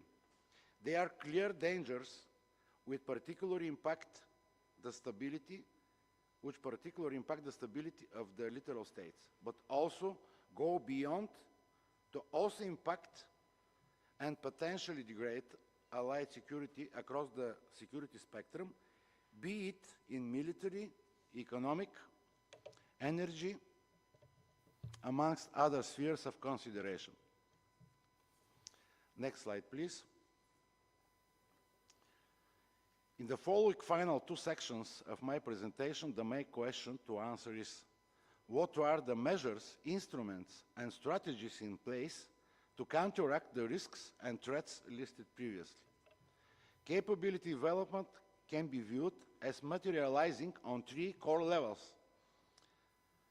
National, within the national policy, security, and defense planning, and within the inner working of the defense and security apparatus of individual nation states such as Romania or Bulgaria, which will be explored next, but in consideration of how these actions foster and facilitate the provision of security across all other levels. Regional level, within the regional level of the Black Sea, and in consideration of the three principal NATO Black Sea littoral states of Bulgaria, Romania, and Turkey, and international within the frameworks of NATO, the EU, and also in accordance with international treaty commitments within ever larger international organizations.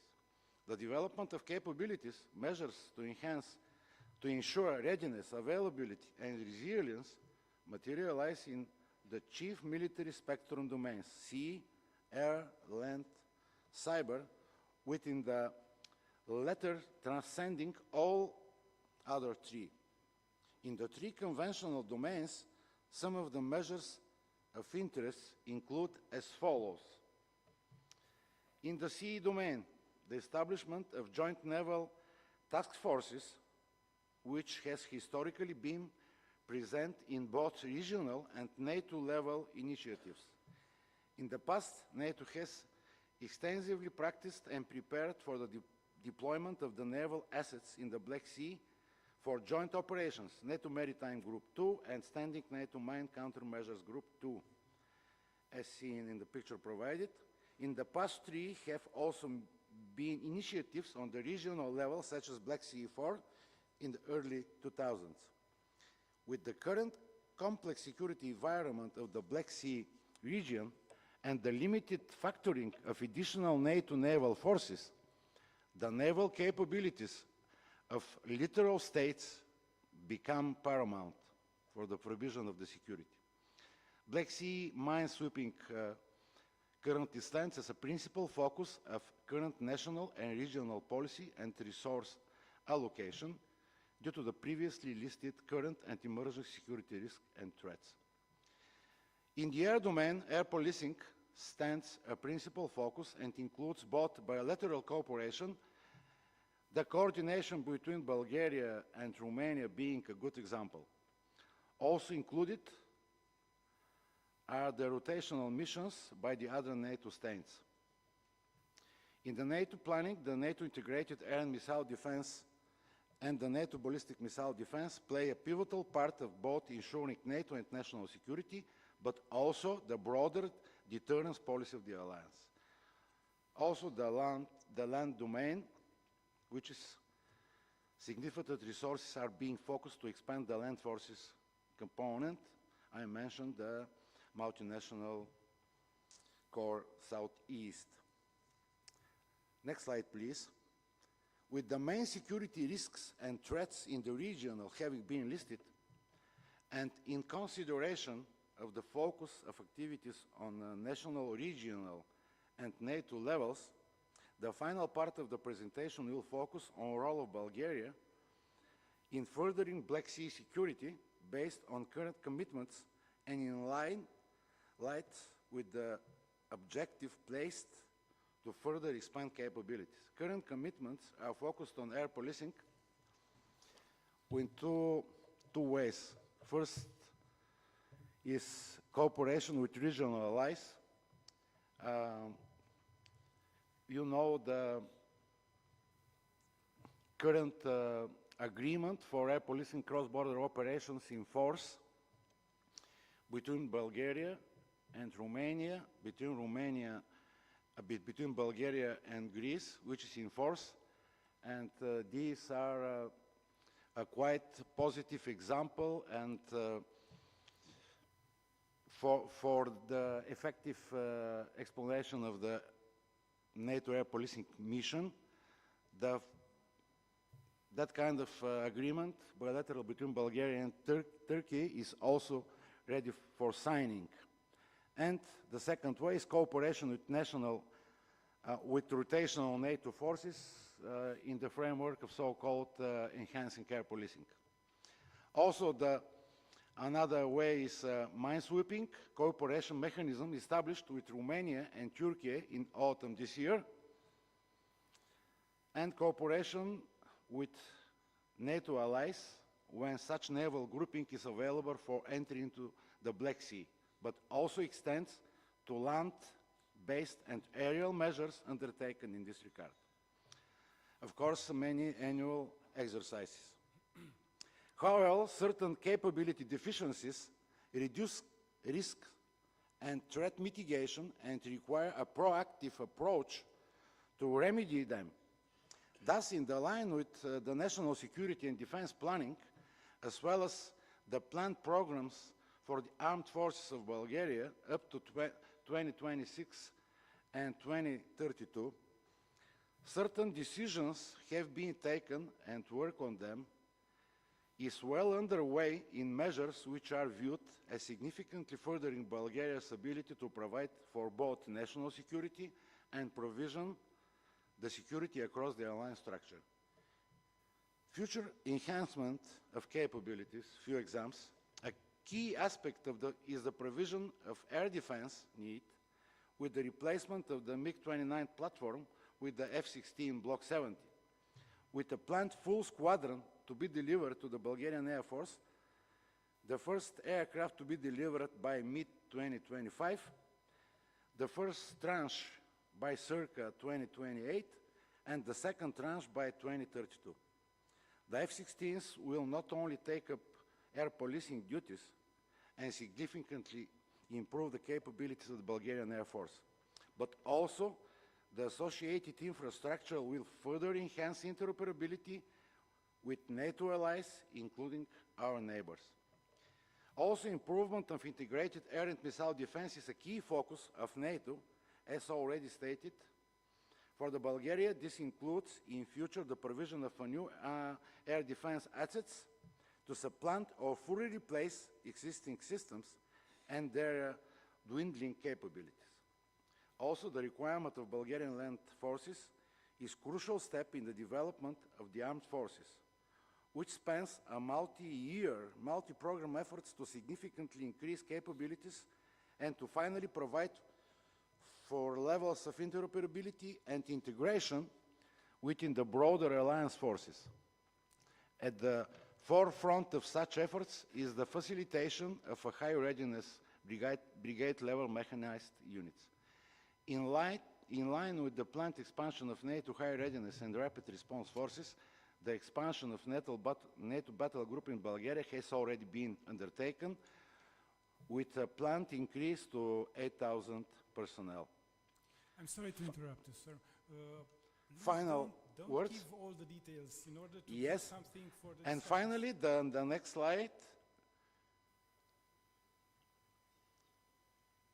And the next slide, which summarizes my presentation. Next slide, please.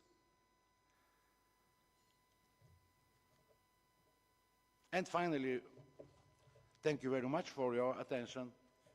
I hope I was in time. Thank you very much, sir, for your very well structured presentation. Indeed, in order to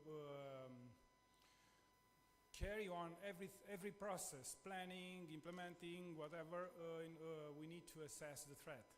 At not only the current threat, but the future threat, because you prepare today for the world tomorrow. Please allow me to introduce the next speaker.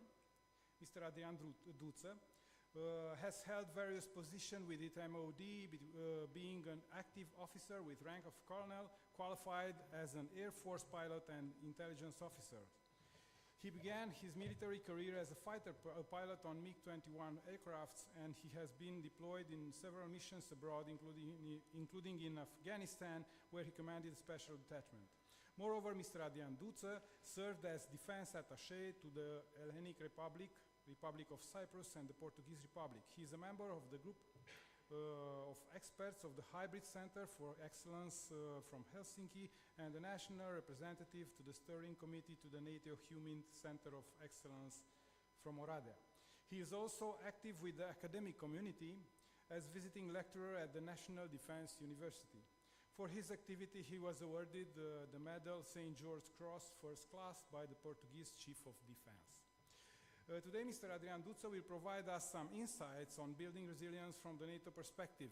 He will focus on measures and actions undertaken by the Alliance to meet the goal across the member states' society as, and I quote, national and collective resilience are an essential basis for credible deterrence and defense and effective fulfillment of the Alliance course task, and vital in our effort to safeguard our societies, our population, and our shared values. Please, sir, you have the floor. Thank you very much, Jan, for your kind words. Ladies and gentlemen, distinguished audience, dear generals and amirals, distinguished panelists, it's an honor for me to be here today to have a short intervention on the buzzword resilience, which is not quite a buzzword, but we have to focus on what means resilience for the security and readiness. I would like to start my introduction speaking a little bit about the event that we had last week in Bucharest when we hosted and we organized a course, the first course for NATO civil experts on resilience. And I hope that this will be repeated every year from now on, and the Euro-Atlantic Resilience Center could contribute to the preparation, to the training of the experts, of the pool of 500 experts of NATO until 2030. It's a matter of proud for us, and we would like to work with NATO in this field. Now, let me have my short intervention on resilience. The Black Sea region, a critical geostrategic and geopolitical hub, plays a pivotal role in the global arena. This gives a special importance to this region, with a focus on the efforts of Romania and its allies, including NATO, EU, and the USA, in enhancing readiness and resilience amidst evolving security challenges. Russia's aggression against Ukraine involved a massive militarization of the Black Sea by the Russian Federation, the constant presence of warships, the mining of the water area, as well as the drone bombing of the port of Rain in Ukraine in July 2023, became a direct military threat to the economy and the citizens of Romania. The potential for the Russian Federation to continue provocative actions against ships arriving in Romanian ports or limiting navigation at the entrance of the Danube is high and constant. Having in mind the geopolitical and geostrategic nexus of the Black Sea region, we can assume that the Black Sea serves as a strategic link between Europe and Asia, making it a significant area for global trade, energy transit, and military activities. Its strategic importance is amplified by its proximity to volatile regions and its role as a boundary between NATO members and non-NATO countries, including Russia. The Black Sea region faces multifaceted risks and threats, ranging from conventional military aggression to hybrid warfare, including cyber attacks as well as disinformation and propaganda campaigns. The conflict in Ukraine underscores the region's vulnerability to military conflicts, while the increasing militarization of the Black Sea by Russia poses a continual threat to regional stability. In this context, NATO plays an important role in enhancing regional security, being instrumental to bolstering security in the Black Sea region. Initiatives like the Tailored Forward Presence and the Enhanced Air Policing mission demonstrate NATO's commitment. These programs aim to enhance air, land, and sea defenses of the Black Sea states, including Romania. NATO also conducts regular military exercises in the region, such as Exercise Sea Breeze and Exercise Defender Europe, which improve interoperability and readiness among member states. In agreeing the 2021 Strengthened Resilience Commitment, allies have affirmed national and collective resilience as essential for credible deterrence and defense, noting resilience is a national responsibility and a collective commitment. Allied commitment to strengthen national and collective resilience anchored in Article 3 of the Washington Treaty. A successful deterrence and defense strategy requires a military instrument of power, contributing to the protection of alliance territory and populations from all potential hazards by supporting the alliance's ability to prepare for, withstand, recover from, and adapt to strategic shocks, manage consequences, fight through, and prevail against both state and non-state adversary. This stands for the definition of resilience as NATO understood it. Resilience of the alliance contributes to this strategy by enhancing the alliance's ability to absorb shocks and ensure access to and continuity of critical services and government functions, including in support of military operations in peace, crisis, and conflict. While resilience represents a continuum across the civil and military instruments of power, this suggests a layered approach comprising two mutually reinforcing layers of military and civil resilience. NATO layer resilience concept will be developed in line with NATO's broader resilience work, including the NATO 7 baseline requirements for national resilience and the NATO 2030 agenda, decision on establishing resilience objectives and nationally developed goals.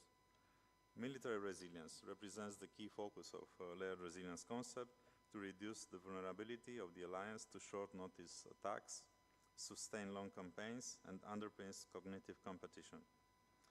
On the other hand, civil resilience represents the adaptability to meet and overcome the threat and crisis spectrum. Civil preparedness is a central pillar of civil resilience and a critical enabler for the alliance collective defense.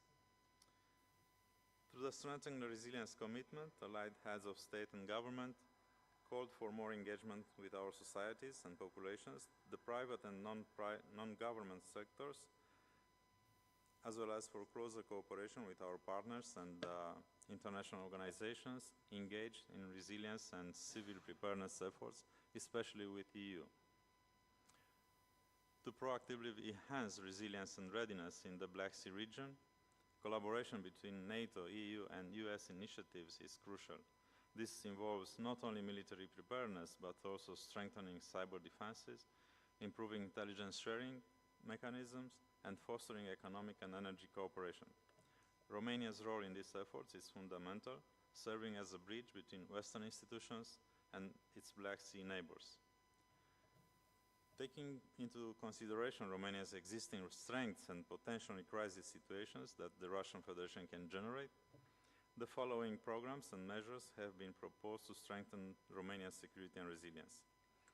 First, expanding the existing security programs with NATO by scaling up the infrastructure facilities and capacities of the alliance on the Romanian territory, the development of the military mobility infrastructure, reinforcement of the Air Force Group of the alliance in Romania, the wider involvement of Romanian military in the land forces of NATO, and the acceleration of military endowment programs. Second, strengthening the informational resistance of the state by improving the cooperation between the state and civil society. Continuation of the legislative process in the field of combating disinformation, counting on experts and civil society. Continued sanctions of Russian propaganda media. Third, strengthen cooperation between state and private platforms in Romania, Ukraine, and Moldova in the field of exchange of best practices and experience for combating Russian propaganda and disinformation. Maintaining and amplifying Romania's promotion actions to increase the military, political, and economic presence of NATO and EU in the region. Strengthen cooperation between the naval forces of NATO states in the Black Sea, which could be based on multiple cooperation programs and initiatives. I'm ready to develop these ideas in our Q&A session because Romania and the Euro-Atlantic Center is already involved in these programs with Ukraine and Moldova, as well as with Georgia. In conclusion, the Black Sea region's strategic significance requires a robust and multifaceted approach to security and resilience. Through the concerted efforts of Romania, NATO, EU, and US, the region can bolster its defenses against a range of threats. This collaborative approach, encompassing military, economic, and diplomatic strategies, is essential for ensuring long-term stability and security in the Black Sea region and to enhance the readiness and resilience. Thank you very much for your attention. I'm open to all of your questions on the topic. Thank you very much. Thank you very much, Mr. Duță. Resilience. I still say it is a buzzword. It is something that it is very, very much comprehensive. So that's why maybe some elusive. But we'll come back with more details. Please allow me to introduce the next speaker, Mr. Ivan Magda. Mr. Ivan Magda is a Ukrainian political analyst with a high level of expertise that covers regional conflicts in the Middle East, hybrid warfare, information warfare, political advertising, and strategic communication. Mr. Magda holds a PhD in political science and is associate professor at Igor Sikorsky Kyiv Polytechnic Institute from the National Technical University of Ukraine. He is expert of the International Strategic Action Network for Security, and since April 2017, he is a member of the Public Council of the Ministry of Foreign Affairs of Ukraine. In the light of his experience, Mr. Magda will give us a unique perspective on the challenges of the Russian-Ukrainian war in the Black Sea region. I strongly believe that investigating the subject from the Ukrainian perspective will provide valuable insights that would give us the real opportunity to have a better understanding of this ongoing conflict. Please, sir, you have the floor. Thank you, dear Colonel. Dear colleagues, ladies and gentlemen, I want to say today about challenges of Russian-Ukrainian war for the Black Sea region. I have some points of view about this process. In Ukraine, we live in war, and it's a big problem. But at first, I want to speak about global matrix of Russian-Ukrainian war. At first, it's Ukrainian independence war, and I want to underline this fact. Also, Russia-Ukrainian war is the biggest threat for the Black Sea region and for all countries of our region, because it's a confrontation of the two biggest post-Soviet states. And I think that a Russian-Ukrainian war is a final collapse of former Soviet Union, maybe a collapse of Russian Empire, but we know about it as a Russian Federation. In February 2022, the biggest country of the world attacked the biggest European state, and we have a global resonance of this activity on battlefield. It's a big war, but it's not a third world war. When we speak about world war, we play with Russian disinformation, we play with Russian propaganda thesis.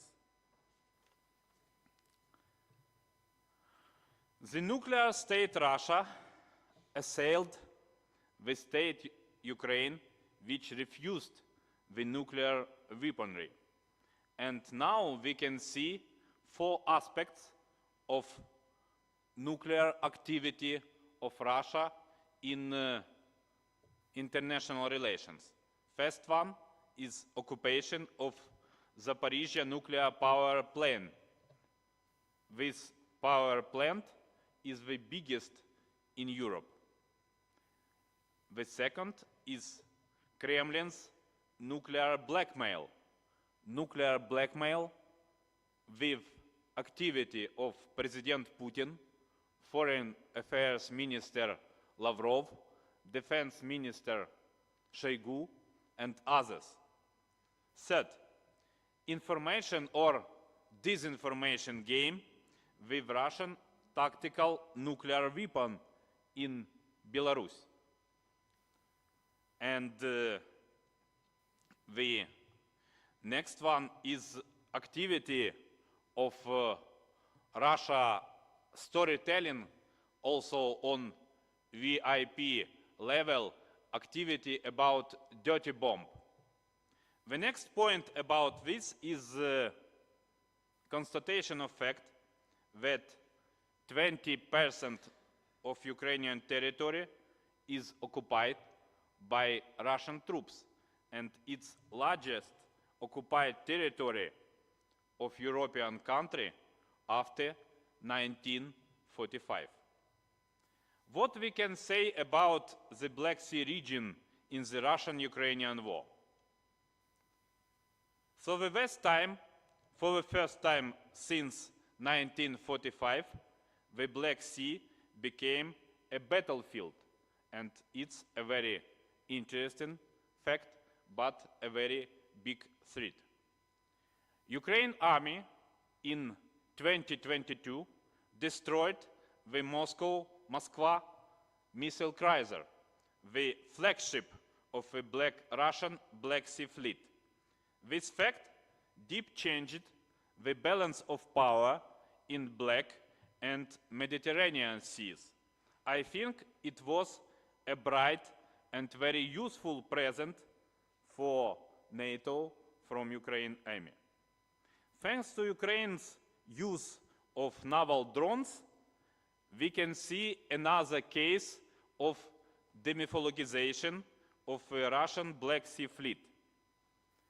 It took place in time of First and Second World War, and also we can see this process now. Russian Black Sea Fleet cannot play active role in this war. The Grain Deal with activity of United Nations and Turkey, and now continuing activity of Ukrainian maritime corridor are aspects of Ukrainian struggle for economic independence, and this fact is very interesting in process of war. As a guest of Romania, I want to speak some words about modern role of Romania in Black Sea region. Now Romania, an important center of cargo transit from Ukraine and for Ukraine. Grain and many activity in oil trade and many goods for Ukraine transit from Constanța. The factor of Russian drones Shahed will have a serious impact of future Romanian political situation on future Romanian elections.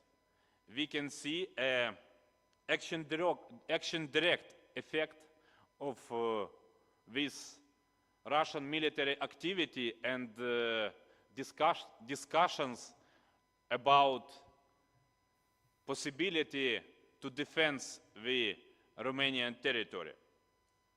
Romania will become a training point, training base for Ukrainian pilots for fighters F-16.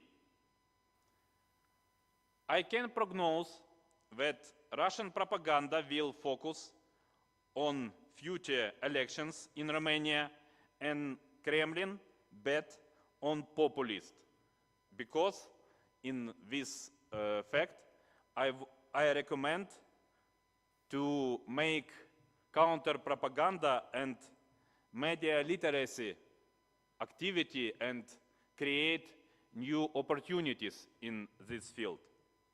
Turkey, Romania and Bulgaria create naval group for mine clearance in Black Sea, and it's a very interesting case of NATO countries' naval activity. Today in agenda we can see a question of effective triangle Romania, Ukraine, Moldova, triangle for fast Euro integration and triangle for possibility of create a security area of Black Sea region. And in final, I want to speak about prospects of a Black Sea region. I think that the future defeat of Russia should cause the decline of its role in the Black Sea region. It's our goal, and I hope that it's your goal also. we can see interesting case of Turkish geopolitical activity between NATO and Muslim worlds. The occupation of Ukraine, Georgia, and Moldova is main condition of fast development of Black Sea region. The demilitarization of Black Sea today on agenda. We must to develop our common projects in energy and infrastructure, and the Black Sea should become a center of our common interest. Thank you for your attention. I am open for your question. Thank you. Thank you very much, sir. So I promised a better understanding, so a better understanding you have. Now, please allow me to introduce the last speaker from the panel, Colonel Ion-Cristian. During his career, he served as a pilot and chief pilot on the 61st Air Base Boteni, co-pilot at the Bravo helicopter detachment during the Altea mission in Bosnia-Herzegovina, chief pilot at the 90 Air Transport Base Otopeni, staff officer at the Air Force Headquarters Bucharest, squadron commander at the 86th Air Base in Borcea, commander of detachment Carpathian Pumas during the UN MINUSMA mission in Mali, continuing as head of service and head of office at the Air Force Headquarters and commander of the 95th Air Base in Baku. Colonel Ion-Cristian will give us some insights related to actions and measures undertaken by Air Force in order to build resilience, especially in the Black Sea region. Please, sir, the floor is yours. Thank you, Colonel. Good afternoon, generals, dear audience. In the next few minutes, I will give you a few information about what type of measure NATO and, of course, Romanian MOD and Air Force taken in order to enhance and, let's say, increase the security in this region.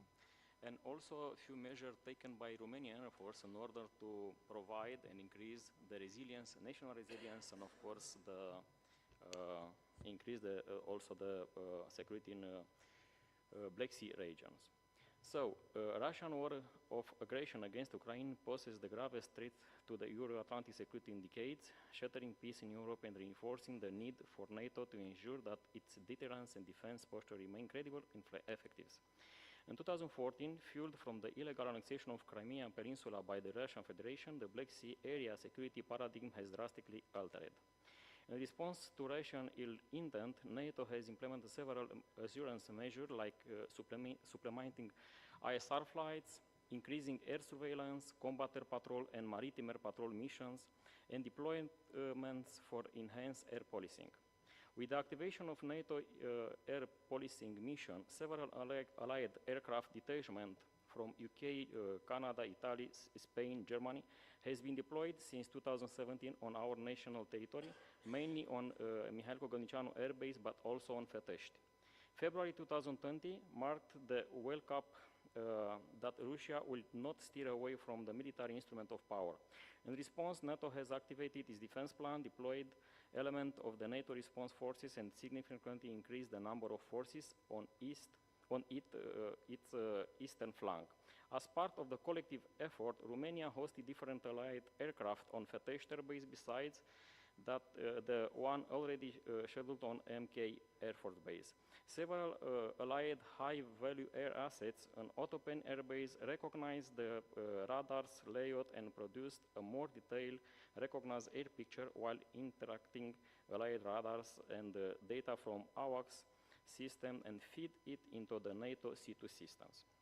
Additionally, as our part of the Allied effort to show steadfast commitment, Romania provide combat air patrol areas manned 24/7, initially positioned on the north and southeast, afterwards in the southeast, and presently on a case-by-case basis. The combat air patrol have been manned by Romanian aircraft with the support of Allied fighters that were deployed to Romania. At 2020 at Madrid Summit, allies committed to deploy additional robust in-place combat-ready forces to NATO eastern flank, forces to be scaled up from the existing unit when and where required.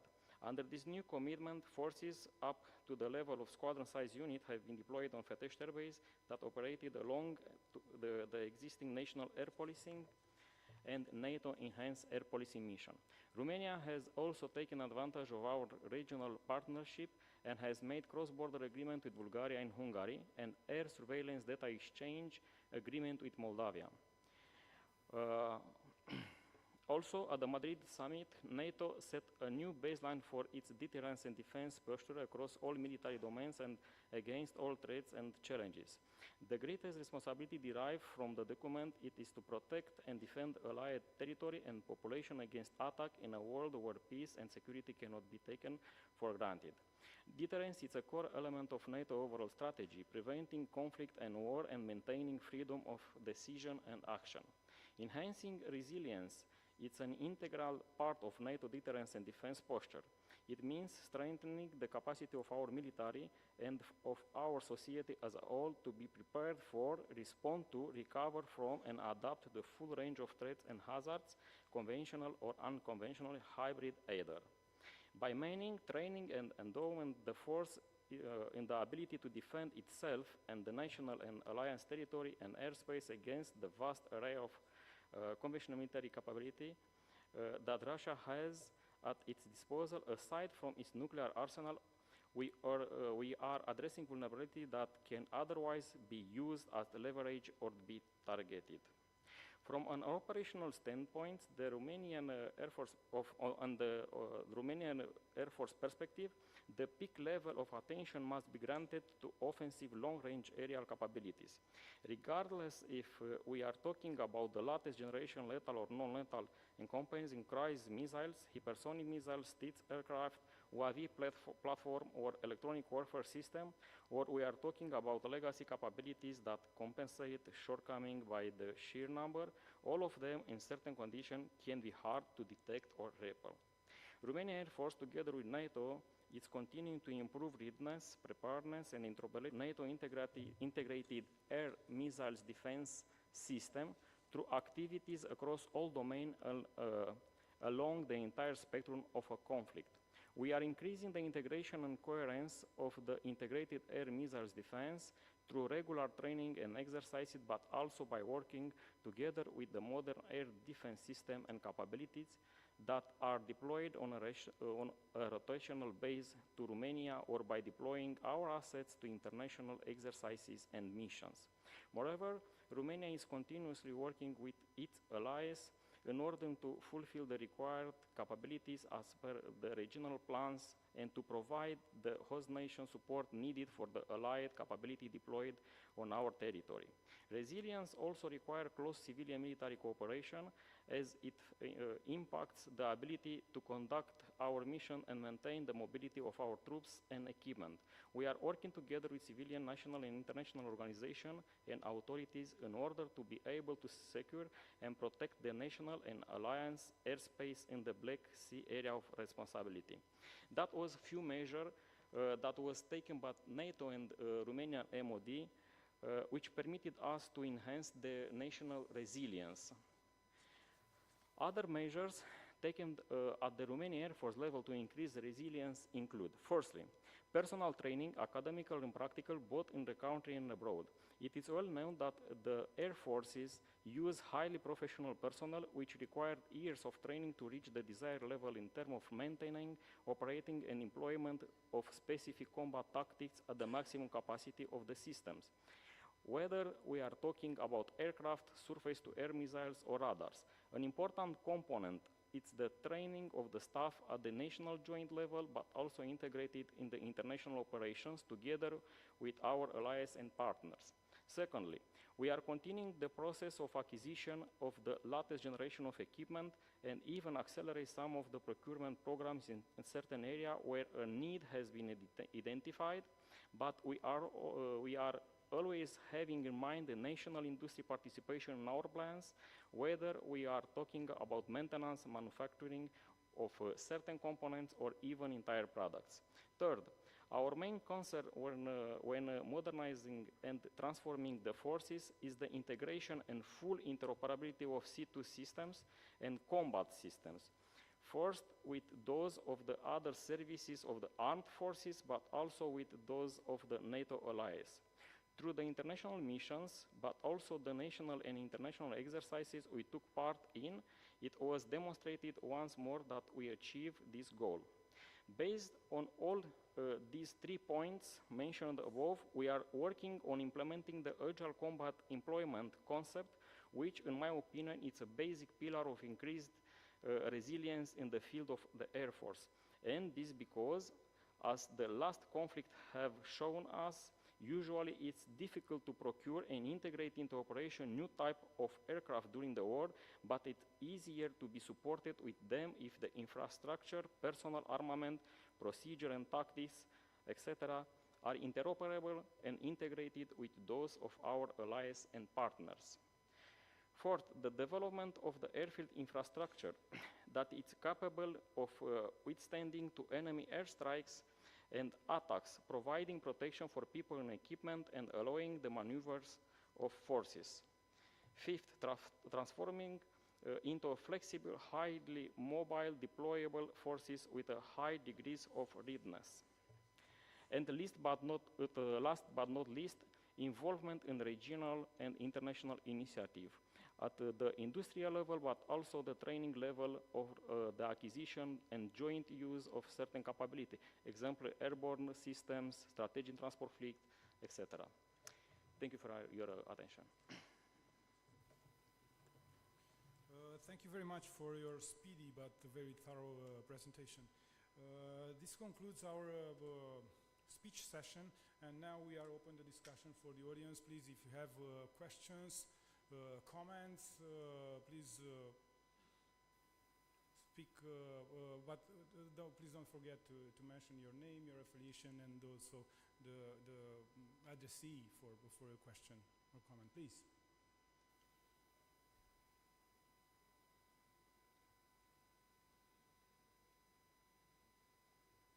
I think you have the opportunity to discuss with, please, sir.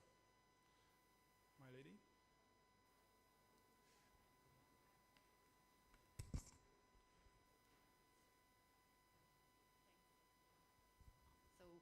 The moderators are my colleagues. I will present myself nonetheless. My name is Daniela Lică. I'm a researcher within the Center for Defense and Security Strategic Studies within Carol I National Defense University. And my question addresses Mr. Mahda. So I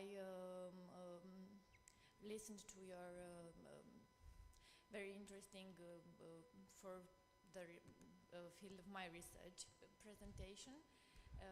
And having in mind that your country is facing not only real war, but also an informational war from the part of Russia. My question is, how do you assess Ukrainian measures to tackle or to face this Russian information war against your country? Thank you. Thank you very much.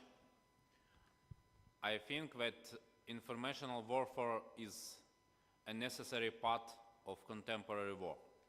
And the first question in this area is question about date of start of Russian aggression in Ukraine.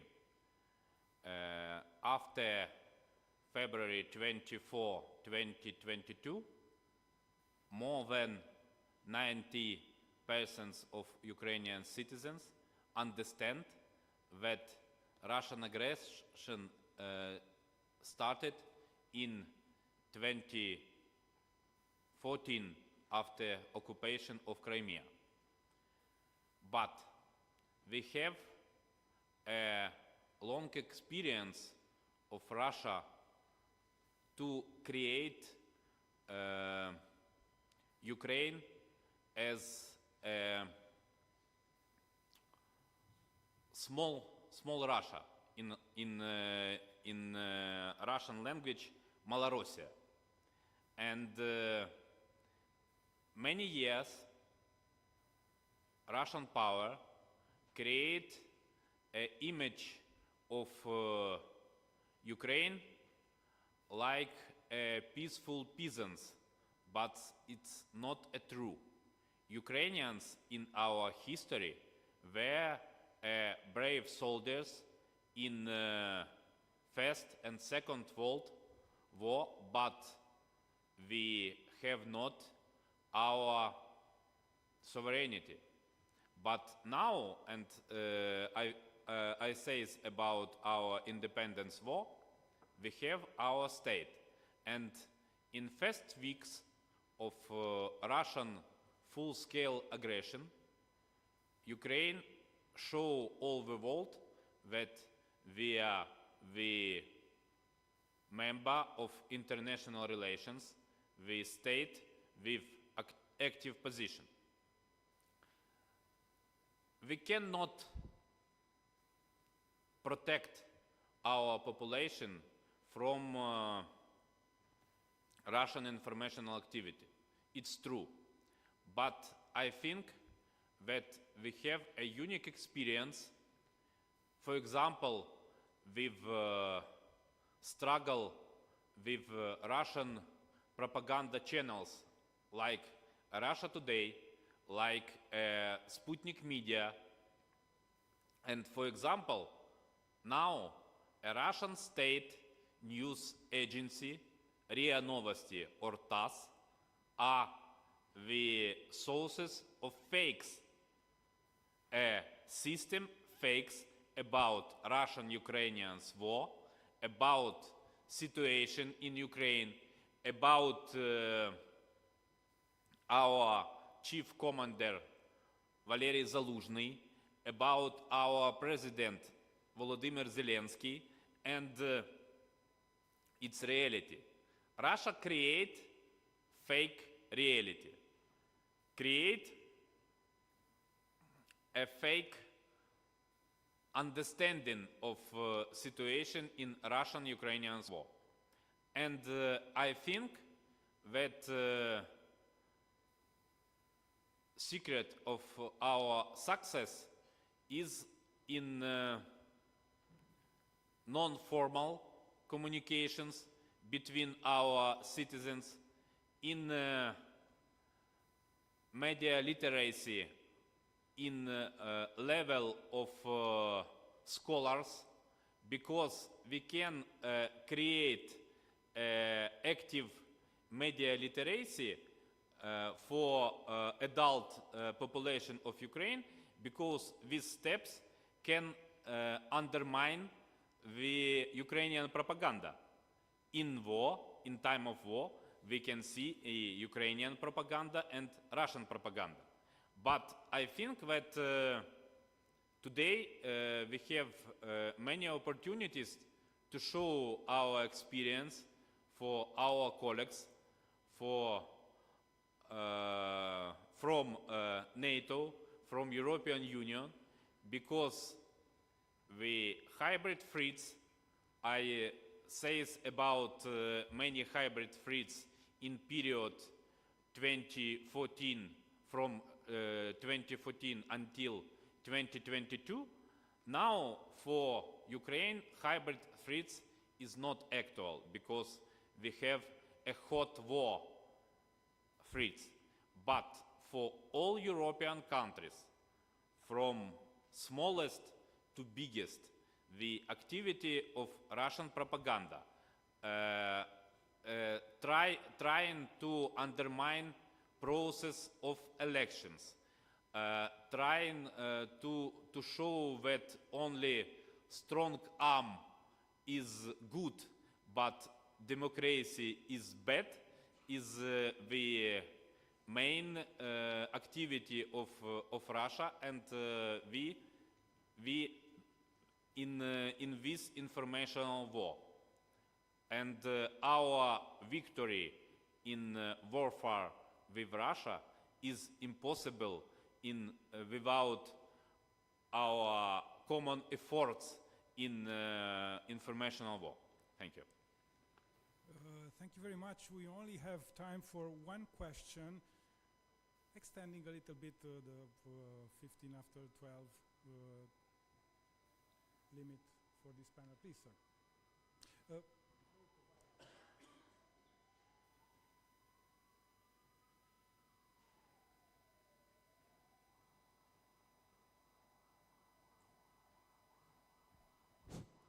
Good morning. My question will be to Mr. Magda. I'm from the Greek embassy. My question is a personal concern. I would like to ask something about nuclear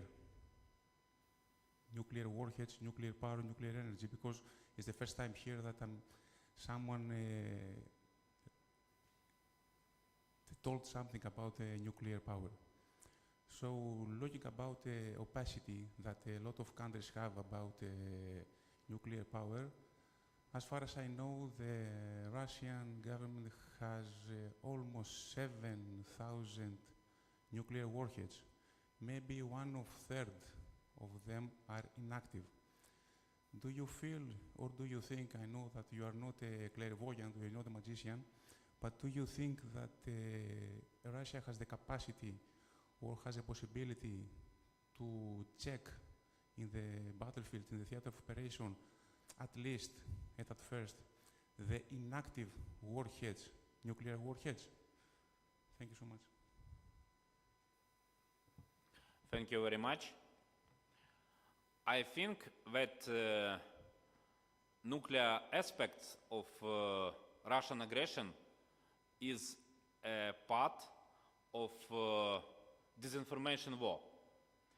Many of us see HBO cinema Chernobyl, about Chernobyl catastrophe. It took place near Ukraine in 1986.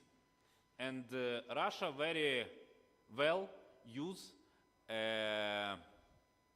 symbols of this catastrophe. In the first days of full-scale aggression, Russia occupied a Chernobyl nuclear power plant, but it was deoccupied in March of 2022. I think that nuclear blackmail is not actually for Ukrainian population. But the case of undermining of Kakhovka hydro station, it was like undermine of nuclear bomb, of tactical nuclear bomb, but without radiation. Big square flow, many victims of animals, sometimes victims of population, change of Dnipro River. And Russia use these aspects because in Kremlin have not a receipt of victory in war with Ukraine. I think that Russia receipt was a blitzkrieg and change the power in Kiev in first days of full-scale war, and in next month Russia wants to use Ukrainian potential for create activity, military activity on borders of Moldova or Belarus and borders of NATO countries, for example, Poland or Baltic countries, because it was a possibility. Russia thinks about possibility of military activity, but fighting of thousands of Ukrainian warriors and our will for victory defeated the plans of Kremlin. Yes, now we live in a very big war, but we have not fear about nuclear activity. We want to have victory, and we want create our common recipe of victory. It's a recipe of solidarity and understanding that Russian imperialism is our common enemy. Thank you. Thank you, sir. From what I understood, we were granted with one more question. Is there anyone? Okay. So please allow me to wrap up and give you some short conclusion. We need to focus on configuring a set of prospective practical solutions in dealing with the multifold threat generated by a potential counterpart. Many ideas we have analyzed here are a good food for thought in focusing the efforts towards building the resilience and raising the level of readiness collectively. In the end, I want to congratulate Romania Defense Staff for the 164 anniversary, and also I want to thank very much to the diligent team of Romanian Military Thinking for organizing this conference. Thank you very much. Please give them a good round of applause to the panelists.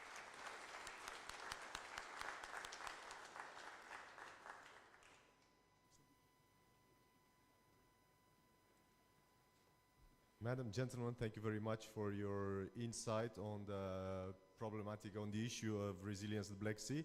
I think we are all more enlightened on this. And we are going to break for lunch until 1300 hours, 1 o'clock, and we'll continue with our third panel, the impact of emerging disruptive technologies on the future of warfare. So see you back here at 1 o'clock. Enjoy lunch.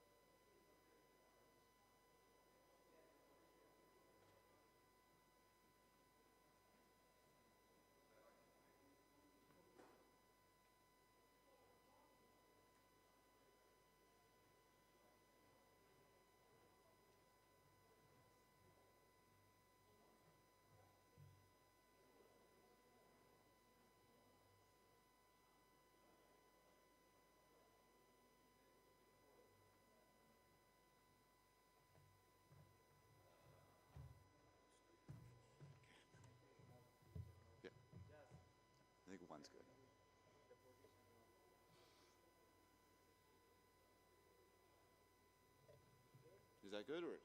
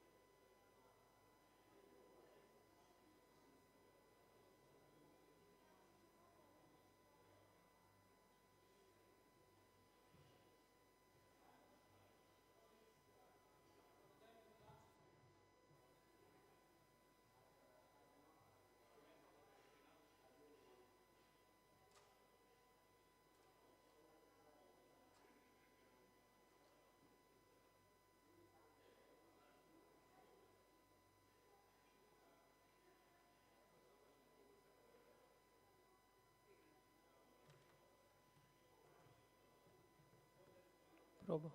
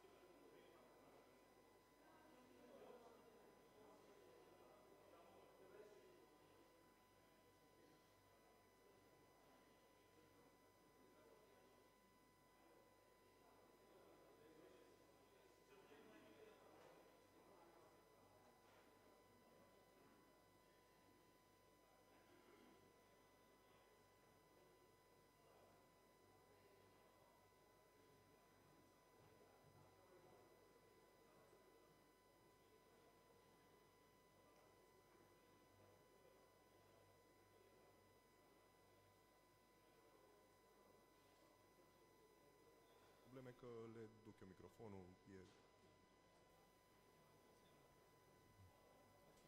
Așa, nu cred că...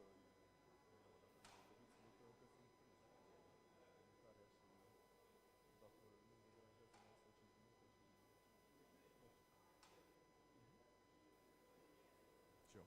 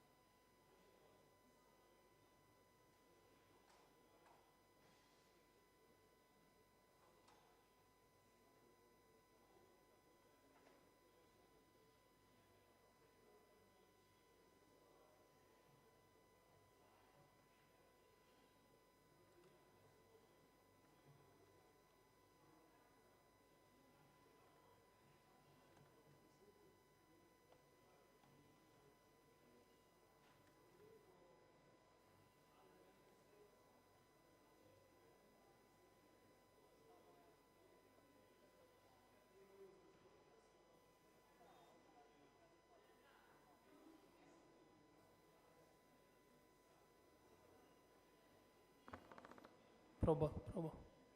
Teste. Da, se aude și de aici.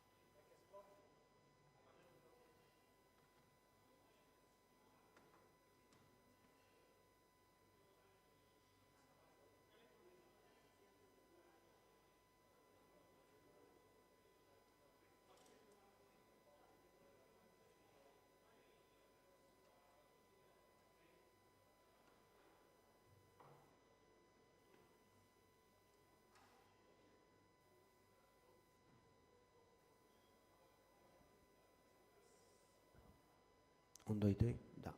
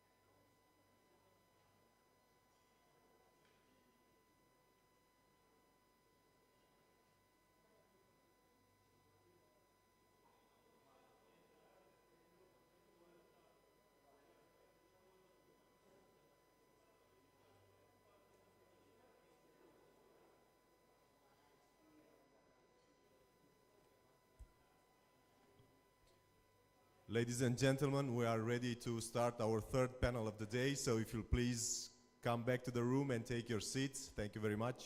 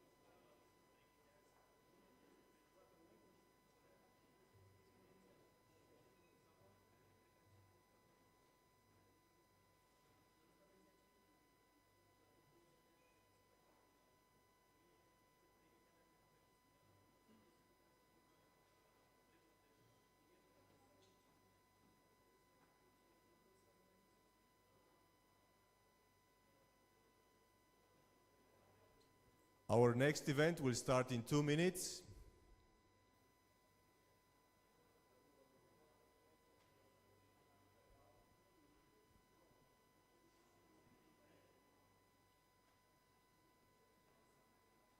Microfoanele astea, nu?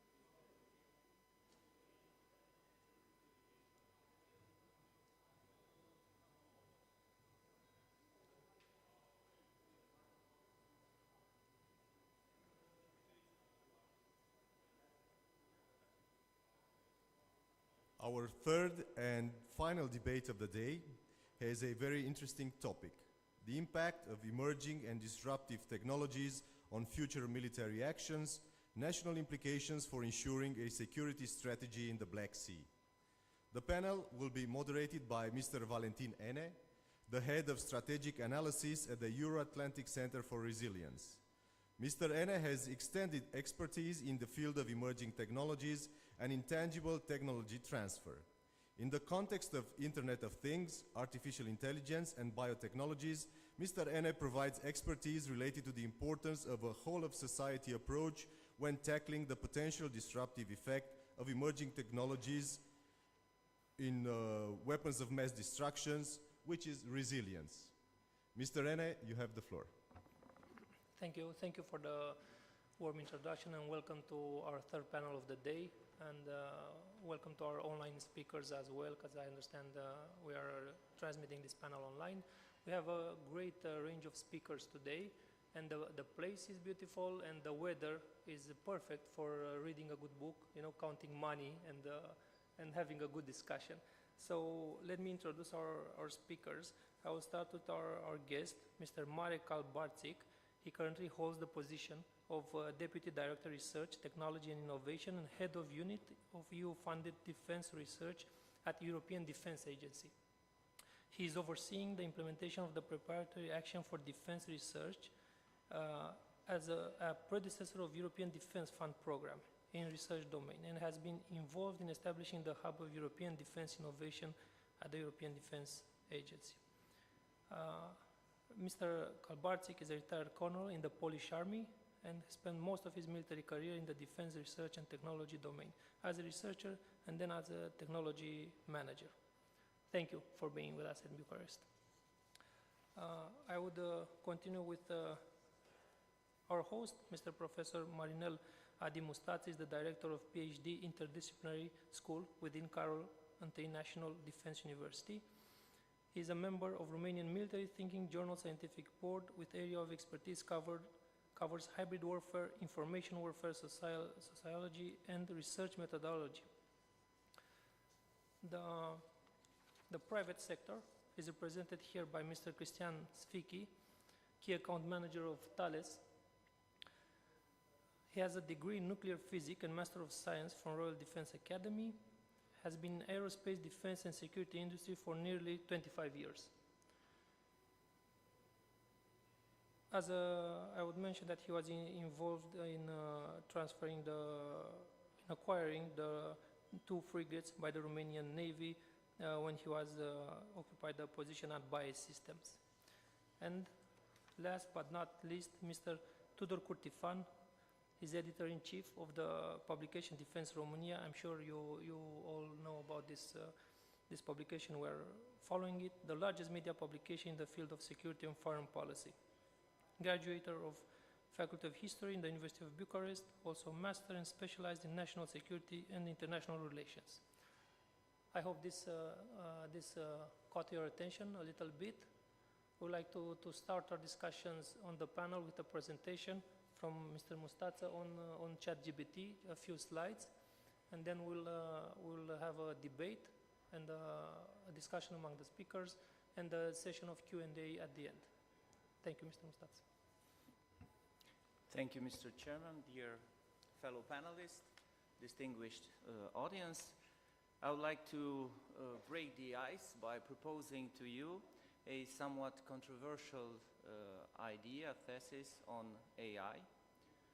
From my side, I'm not familiar with any major disruption that AI has introduced in modern warfare.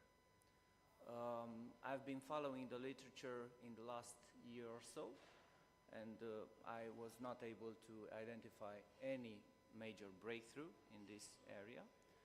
And from my position of a head of the doctoral school in Carol I National Defense University, I was not able to identify one single PhD thesis that used AI in developing something new that could be groundbreaking, that could introduce a major disruption in military thinking. So it may be possible that we have fallen victim to a huge hype created by companies that want to make profits out of AI. And of course, AI is a buzzword that sells very good. But on the other hand, we have the excellent ChatGPT, which indeed is emergent because nobody foresaw it 2 years ago. We could not believe this could be possible. People used to make fun of the poetry that was generated by AI, but now we've seen that ChatGPT can write a poem in every style possible. So this was quite a breakthrough. So this is an emergent technology for sure. It is new, it was not anticipated. But it remains open if it can indeed disrupt military thinking. It can be, if it can be used in, it can be really used in military, in security and defense field. So this is my hopefully controversial thesis. And from my side, I think that in parallel to the technological developments, we should keep a very close eye on AI and perform studies that bring the discussion beyond simple opinion. I mean, we should scientifically evaluate the impact of such technology so as to speak more on data rather than just opinions, even expert opinions. And today I have brought some data with me. If you could go to the first slide, please. Okay. This is an example from the literature. The study by Kung et al. The coordinator of the study is a professor in Harvard School of Medicine. And basically what they did was to give ChatGPT the the questions from the US medical licensing exam and to see if it could pass such a difficult exam. And on the left part of the slide, you have an example item, okay, which presents a woman which has diabetes, and so she has some symptoms associated with it, and they discover something in her blood, and the challenge is to figure out what is the cause. So this is a pretty complex situation, a pretty difficult vignette, which medical students in the United States have to face. And if we look on the bottom side, on the right side of the slide, you have the results. In dark blue, you have the percentage of accurate responses. And on the horizontal line, you have the pass range of the test. And you can see that in 2 of the 3 exams, ChatGPT obtained passing marks. So this is rather an extraordinary achievement in my view. And it suggests that ChatGPT could be able to at least mimic advanced professional reasoning. And starting from this paper and other in the literature, we asked ourselves if ChatGPT could assist decision-making in the security and defense field. If we could go to the next slide, please. Okay. First of all, I would just like to mention that these, I will present 2 studies. They were not peer-reviewed yet, so skepticism is, of course, advised. But for now, here is our data. In another study, which was published in 2023, we gave 30 news headlines to 500 respondents from 4 countries in Central and Eastern Europe. And you see some sample news headlines that were used. Okay? The first one is, of course, fake, and the second one is true. So we asked our respondents to rate the news headlines on a scale from 1, definitely false, to 4, definitely true. And we published the results, but afterwards we came up with the idea of giving GPT-4, which is the most recent version, the paid version, to give GPT-4 the challenge of detecting the nature of the 30 headlines. And the results were pretty compelling, let's say. So the first variable we used was belief in fake news.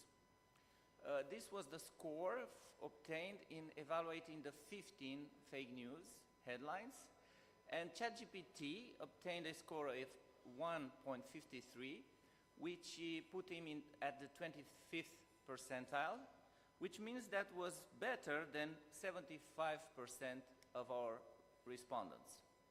So this was a very good score.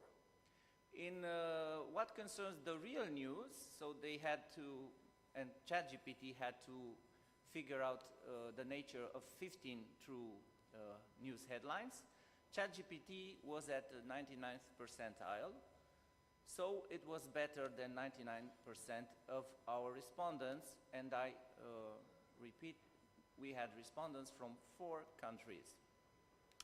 And let's say the aggregate news sensitivity, which we calculated by subtracting from belief in real news, belief in fake news, the score in belief in fake news, was at the 99th percentile. So ChatGPT was better than 99% of our respondents. I have to mention that all the 30 news headlines that we used were collected from the internet, were originally in the English language. We adapted it into Romanian, so we changed it a lot, we changed them a lot, and after that we retranslated them into English. It couldn't have been that ChatGPT just recognized the news headlines and that was it. Okay, this was our first study, and it surprised us quite a lot. And study 2, next slide please.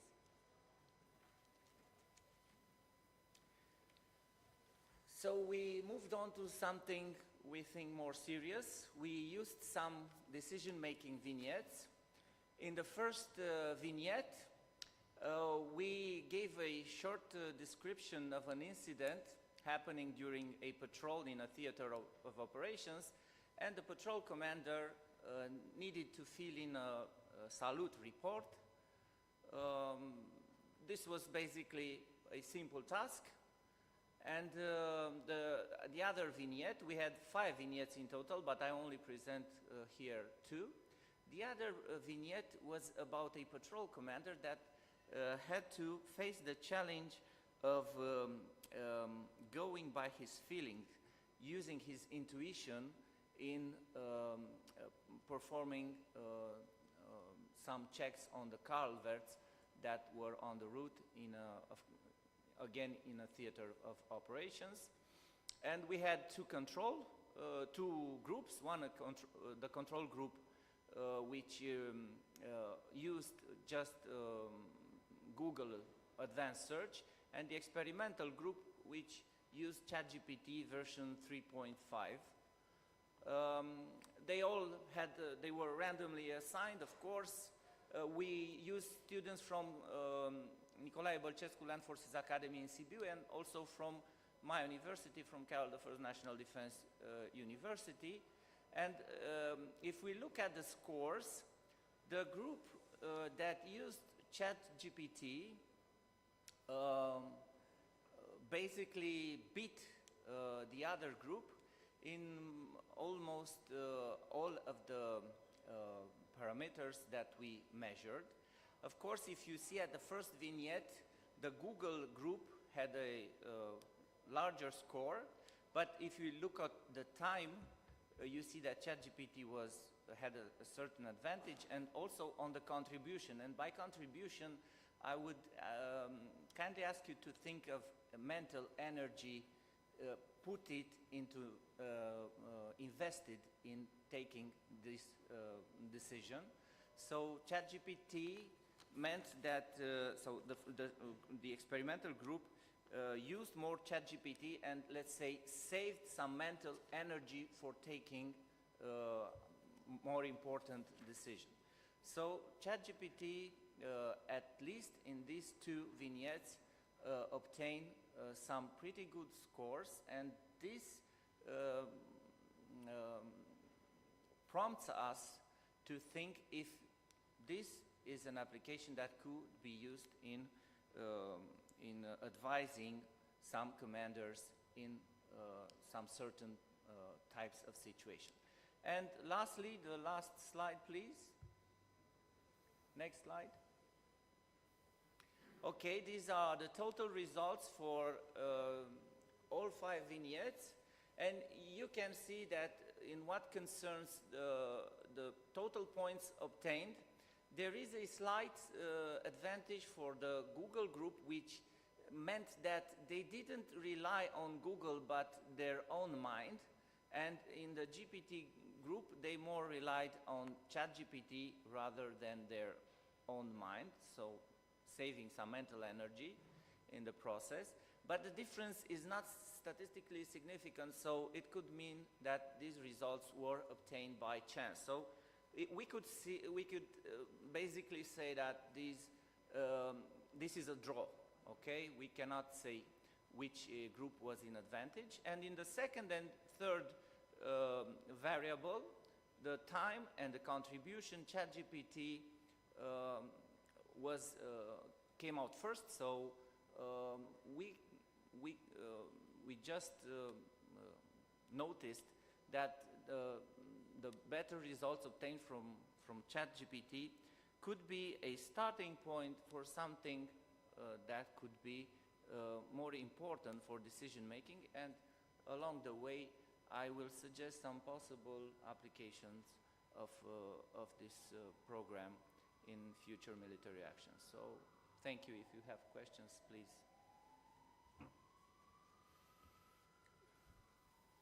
Thank you for the presentation, and it was a very good presentation because it set our further discussions and our further topics of the panel. I really liked, and I think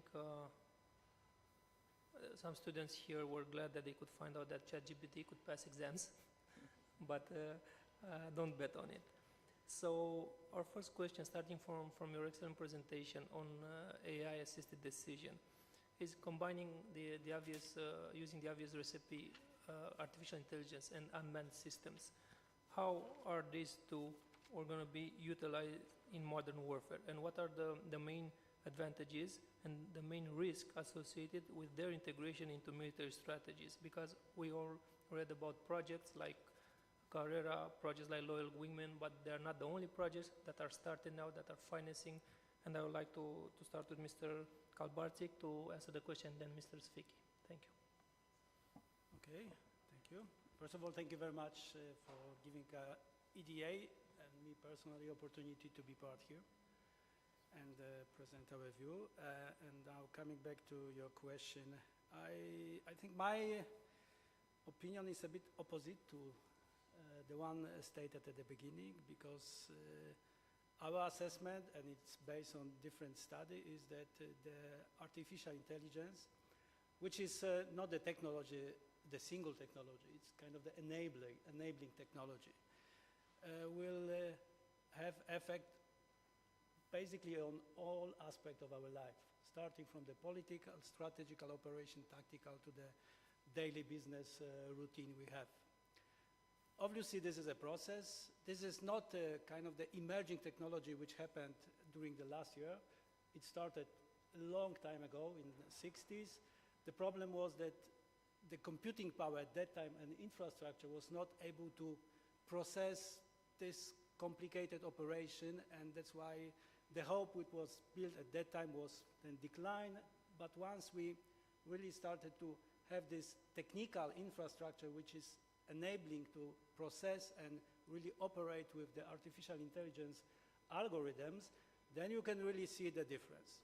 And I think I don't need to go to the defense to give some example, because everybody probably either use Netflix or Spotify or internet, and you can already see how artificial intelligence is working in the background. Because if you, for example, look for the song in the Spotify and then put the kind of the random selection of the other songs, then, at least in my case, 80% of the proposal is meeting my expectation. So it seems that there is an algorithm which is able to assess my profile based on the usage and then translate it into the proposal. So this is kind of the very basic use of artificial intelligence.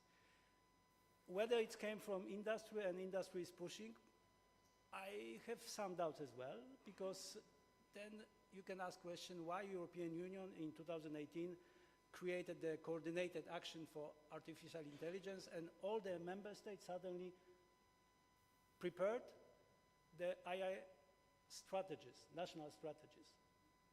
So it seems that nation and government also understand that there is a need to do a lot of action and changes, because this technology will have a big effect on our daily business and activities. And if the nation is left behind, then you can assume that also the advantage of this nation in the future in terms of technology and in terms of competitiveness will be much lower. So even from that perspective, I would say that this is another example stating why this technology is influential. From defense perspective, I would say in European Defense Agency, I'm responsible for overseeing the research technology activities. We have 15, we call them technology panels, starting from the system-oriented CAPTEX, or they are called CAPTEX, like ground system, naval system, technologies, air system, and going through enabling technology like guidance navigation, radio frequency technology, or optoelectronics. And then I would say that in the last 3 years, you cannot find any single CAPTEC where there is no project funded by your MODs, because this is the funding source, which is tackling how the artificial intelligence can improve certain things. And then I will come back to the studies or the result.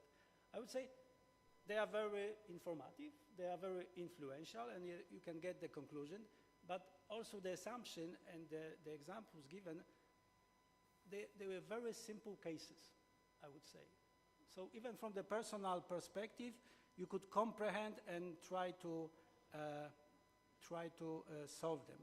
But the problem with artificial intelligence and the main advantage of it is that basically it can tackle the problem not from the perspective like the normal human can do maximum 5, but it can decompose the problem from 100 or 200 perspective. And then you can see the totally different kind of the assessment, and you don't know how the system, the algorithm is doing this, but they are able to do this. So for any activities, when you really require assessment of the big data, which is changing constantly, coming from different sources, I think this is the, and you still need a quick time for action. This is the technology which really can bring the shift in how a lot of military application will be working or will be exploited and developed in the coming years. So maybe I will stop at this point to give an opportunity for other panelists to Thank you. Thank you for your remarks. And I would like Mr. Speaker to have his is it wrong to say commercial perspective or private company perspective? Good afternoon, everyone. General Skolno's dear attendance to this conference. I will try and take off my hat as a commercial guy or as a business person, and I will try and give you a snapshot of what I see after 25 years of experience in the defense industry. And as Marek and Adrian have mentioned, artificial intelligence is here to stay, is here to enhance the military planning, actions and executions. And I think that I see a lot of students in this room. I think it's something that will define, determine your career and your path going forward.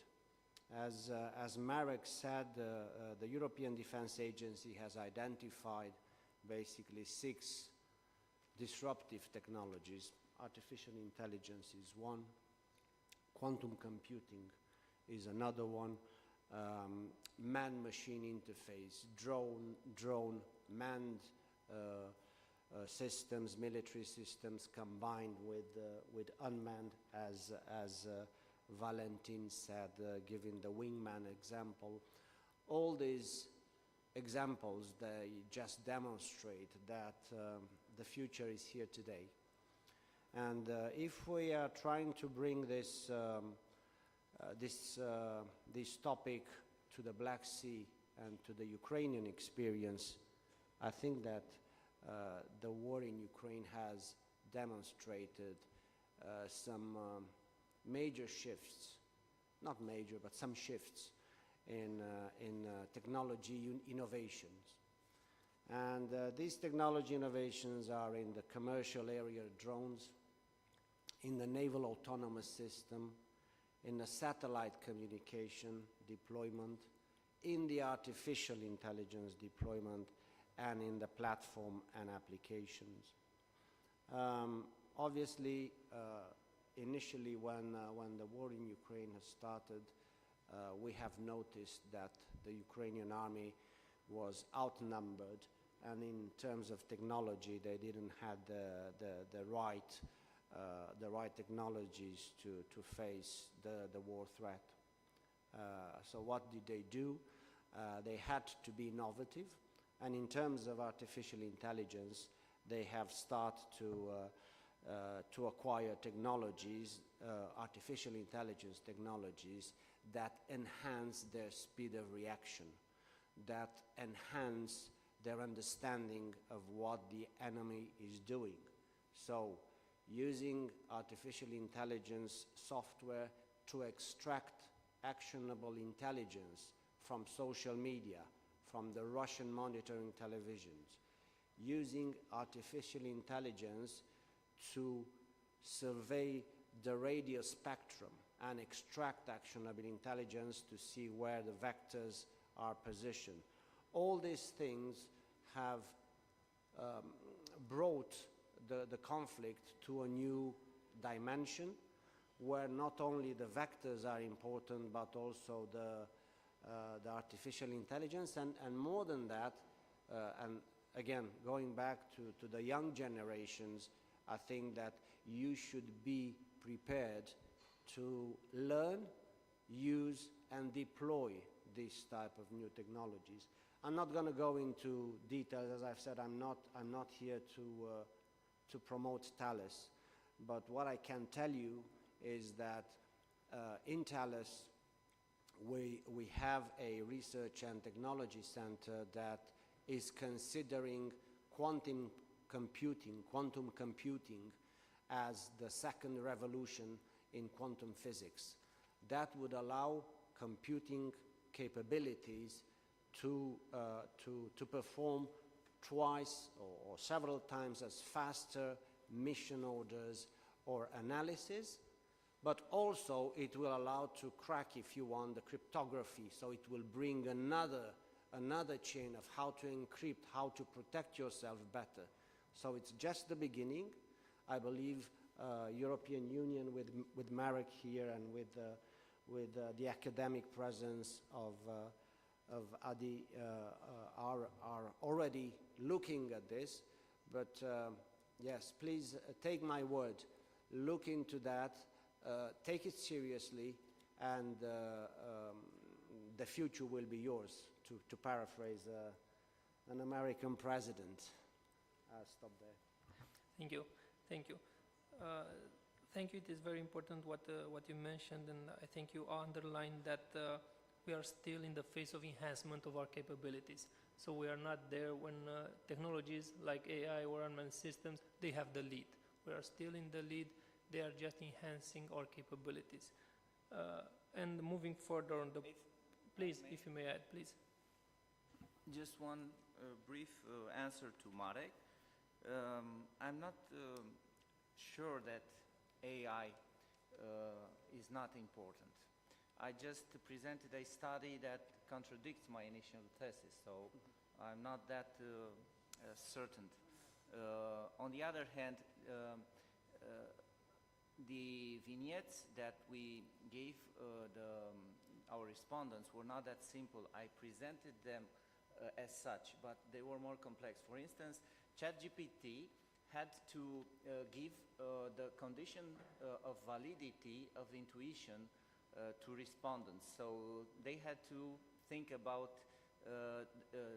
that situation and figure out if their intuition was valid in that situation. And there were 3 conditions, and one was contradictory to the other 2, so it was a complex situation. And basically, ChatGPT advised them correctly, most of them correctly, because every prompt, you know, gives a different answer, but basically for most of them, ChatGPT really provided support for decision making. So this was an important, I think, an important observation. On the other hand, I challenge you to give an example of a technology that, as you said, AI has the lead. Okay, so AI managed to win the chess game with the grandmaster. But what about driving autonomously? We all heard that this is in the near future, but it is so far of that. We have 5 levels of autonomy in driving, and level 5 is the highest, where the car drives itself. We are now at level 2. So there is a big difference between what the companies told us that it will happen in a period of at maximum 1 year or 2, and what they delivered. And as what concerns the modeling, let's say, of the social systems, we need to state clearly what kind of problems AI can solve in the social realm. And Professor Gigerenzer, a German scientist, showed that mostly AI can figure out problems that are stable, that have clear rules, that have agents that behave mostly predictable. So when we think, for instance, in a situation in a theater of operations, and the insurgents are following us or something like that, and they adapt their tactics, I think this is no stable situation. So I'm not sure AI could ever be able to model such a situation and indeed give us some strategy insights into dealing with such type of problems. Thank you. They respond to at least the question of a short response, if you could. Autonomous. I think they are already quite far advanced in this autonomous driving, and you can already see in Europe several highways which are, legally speaking, allowed for autonomous driving. So the technology is there, because even from that perspective, you can see that none of the legislator will allow to use the technology in the public road when they do not have assurance. Obviously, the driver is still there because it's required, but the vehicles can drive autonomously. Yes, the problem is... Sorry, this is because the drive cannot drive itself, and so we adapted our cities to the possibilities of the technology. No, the problem, to some extent, yes. There are also other examples. I think in Singapore there are already taxis which are going through the city which are driverless. So from the technology perspective, even from the solution, there is a lot of application when this autonomous driving already happened, and it's in reality. The problem is in the defense application, because comparing to the highways or the city, you have very well-known environment. So we can really simulate and give kind of or build the entire map based on what is there. And obviously the traffic is dynamic, but then the system can handle it. With the defense, you are going to the mission and you don't know the environment. So then you need really robust technology, which then you can enable you to do this autonomous driving. And even if you know the environment, it will change fast. It will change. And the other aspect is that currently for civilian driving, the lasers are used to kind of the map terrain. But from the defense perspective, another disadvantage, because the laser is obviously the active sensors. So we don't want to be, as a military person, to be seen. And obviously if you send the signals, then you are seen by your enemy. So there are a lot of aspects from the defense perspective which then narrow the use of autonomous, or you need other set of technology, more robust, to meet the challenge. But technology as such is there. It's just that we operate in totally different environment, and this environment gives us kind of the other obstruction. And I would not mention that normally if you're driving in the autobahn, the highway autonomously, nobody's trying to kill you, which is not the case in the battle zone. So there are other aspects from the military perspective you need to take into account in order to do this. Thank you. Zooming out a little bit on the technological advancement. So I think we can all agree that the progress will remain in this on the technological domain. And when we are considering now to assess, future impact over 20 years, there are some technologies that have not been developed now, and maybe in 15 years that they will be developed and will have a huge difference. For example, the example of Bill Gates came into my mind when he launched MS-DOS, and it was the memory of 32 kilobytes, and he said in the 80s that it's a huge memory and nobody will use it at its full capacity. That was in the 80s, and look where we are now. So I think we can all agree that technological advancement will change, will mark our career, as Mr. Svicky says. My next topic that I want to put in discussion is, should we let it to do it? And I will ask Mr. Curtifan, because having, I think, an outside view and monitoring international relations and battlefields and military operation and technological and the private, how would you see it? Should we leave technologies like this to take the lead in our operation, or just the secondary advisory role? Good afternoon. First of all, thank you for having me here. It's an honor for me to be in the front of such an important audience and fellow panelists.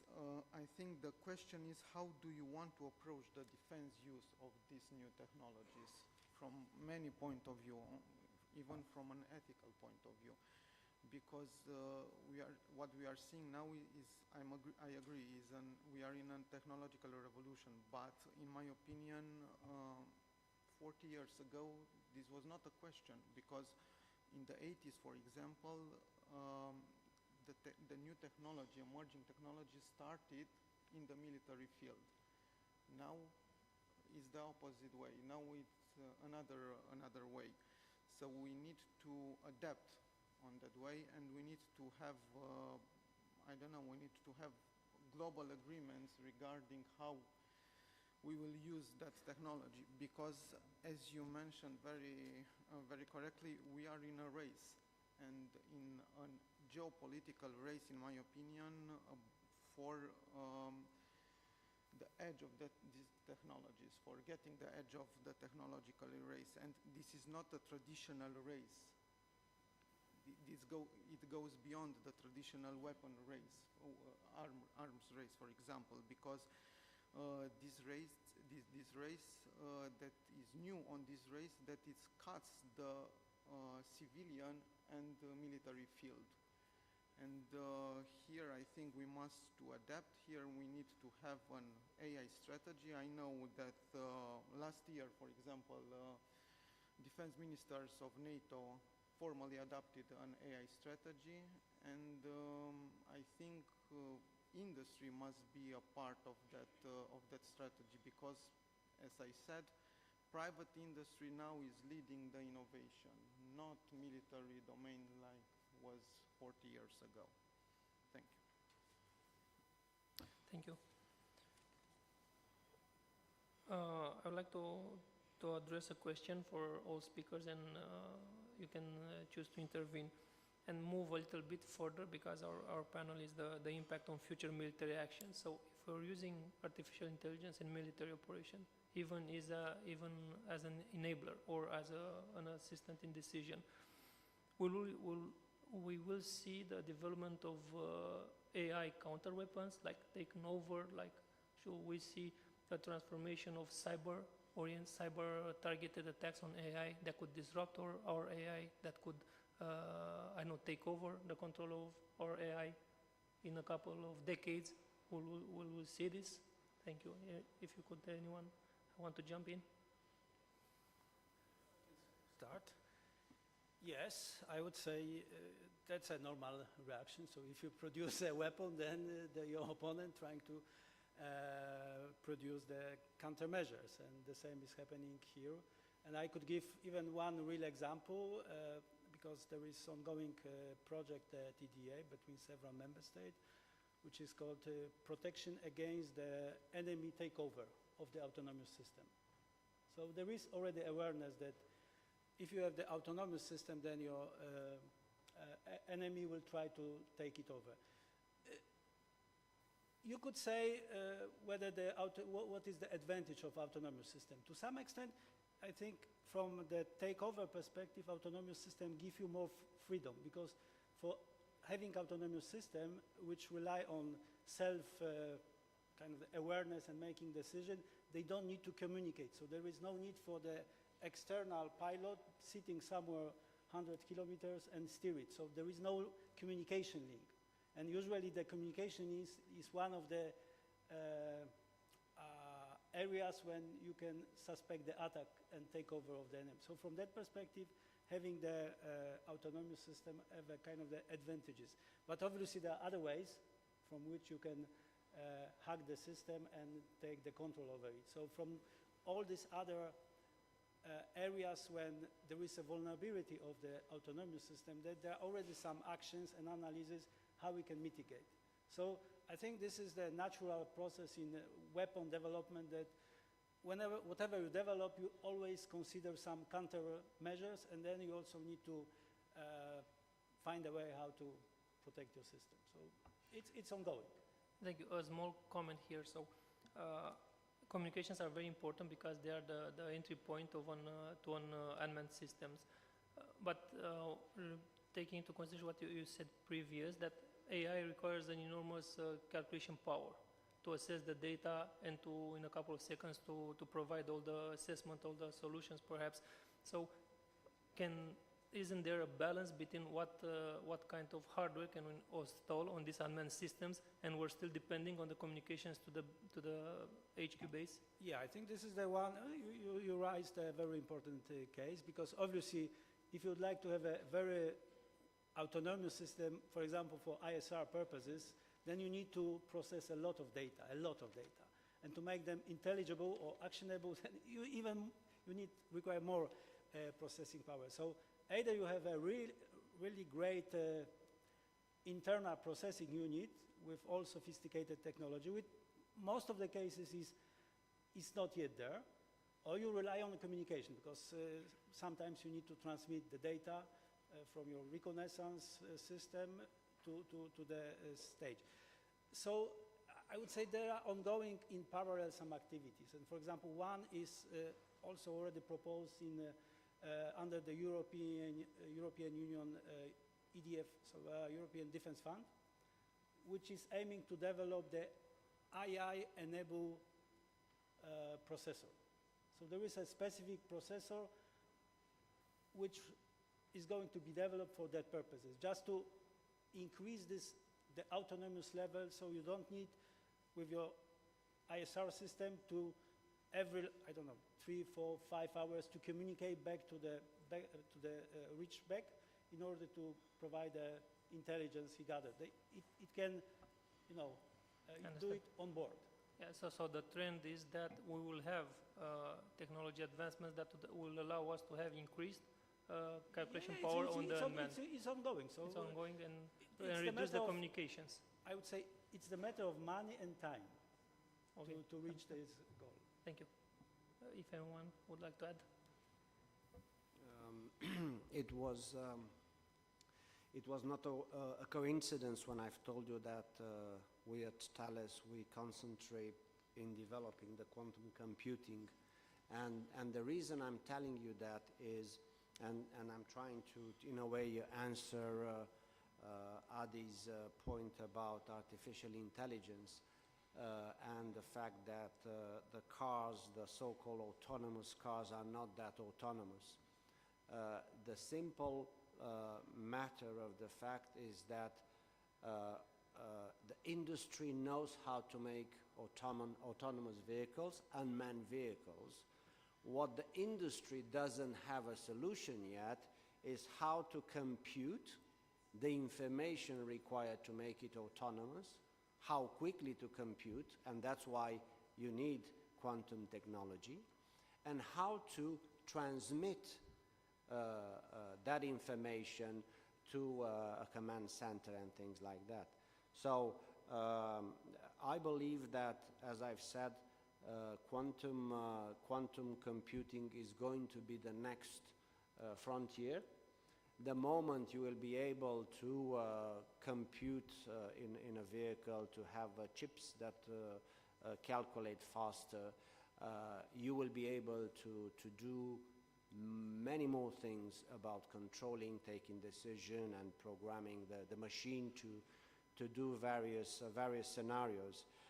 But also, as you, Vali said, Valentin,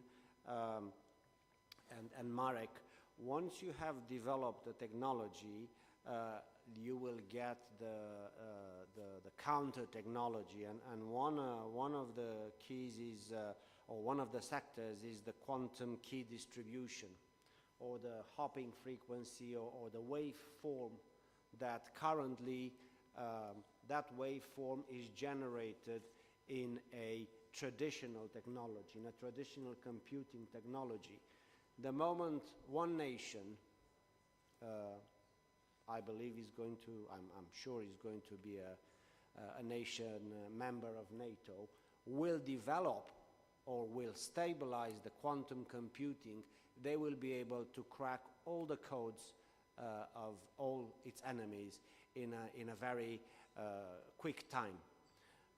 The idea is that industry is investing, NATO is investing as well, obviously. European Union is there to support, EDF, EDIRPA is another solution, Diana talking about NATO. Everybody is racing for new technology, because technology gives you military advantage, gives you competitive advantage. We should stop being followers, and here I'm talking about us in general, and we should try and find, as Romania, our niches where to be leaders. And that is, if I would leave the young people in this room with a thought, be leader, try and find a technology that is going to position you for the next 30 years in a leading position. Sorry, thank you. Thank you. And it is obviously, that's a good recommendation to, in this landscape where the alliance, where the European Union or various stakeholders are funding projects and technologies, it's good to, as in life, as in personal life, to find what you're good at, all those mentors say so, to find what you're good at and excel at it. So I think, yes, Romania should find what it's good at and its place among the European Euro-Atlantic nations. And this moves me to my next question. how should nations, and specifically Romania, adapt their military doctrines and strategies, us obviously at the Black Sea region, to account for the rapid advancements in all of these technologies and not to remain behind when we are facing the reality. I will ask Mr. Mustață to answer. So just one quick observation regarding the previous topic. It seems that the air and the sea domains have a lesser complexity, let's say, than the land domain and modeling traffic in the cities. And so this could be maybe more feasible to obtain autonomy in the air or on sea. But anyway, it requires a huge processing capacity, which from my point of view, we don't have yet. The neural networks that are involved in recognizing of the image and so on requires huge brute force.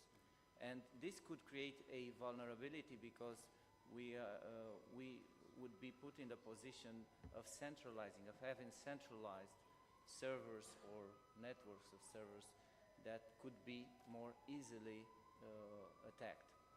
And regarding your question, I think that it is premature to discuss on the strategies to adopt for now. What I would think we need to do is to stay in touch with the advances of the technology.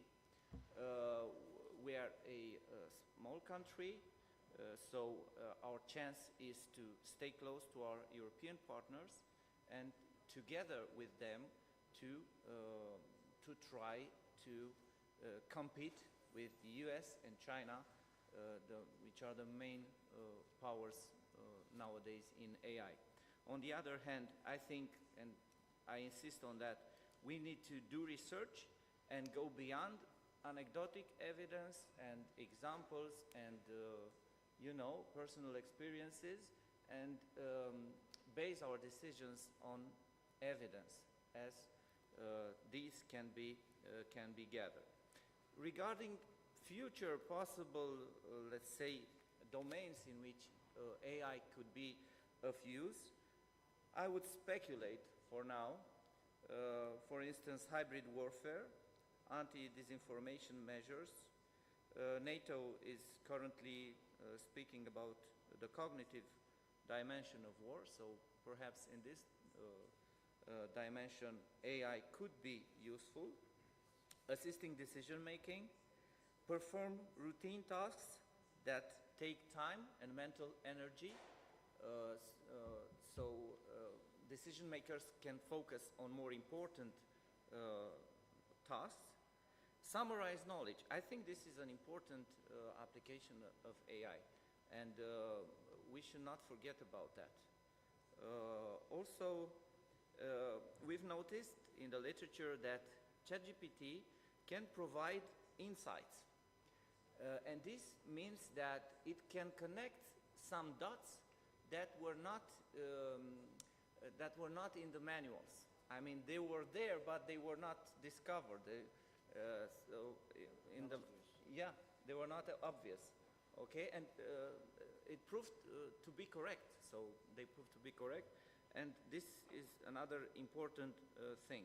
So my point of view, image recognition, maybe technical applications in which the systems are somehow stable, assisting decision-making, that are the three main domains in which we could use AI. Thank you. Thank you. So you touched on another important thing, and we see this concept in all of doctrines, maintaining our technological edge. So this is something that every nation, every military, and every company is aiming at, and to maintain our technological edge, not just alone, but together with our allies and partners. Please.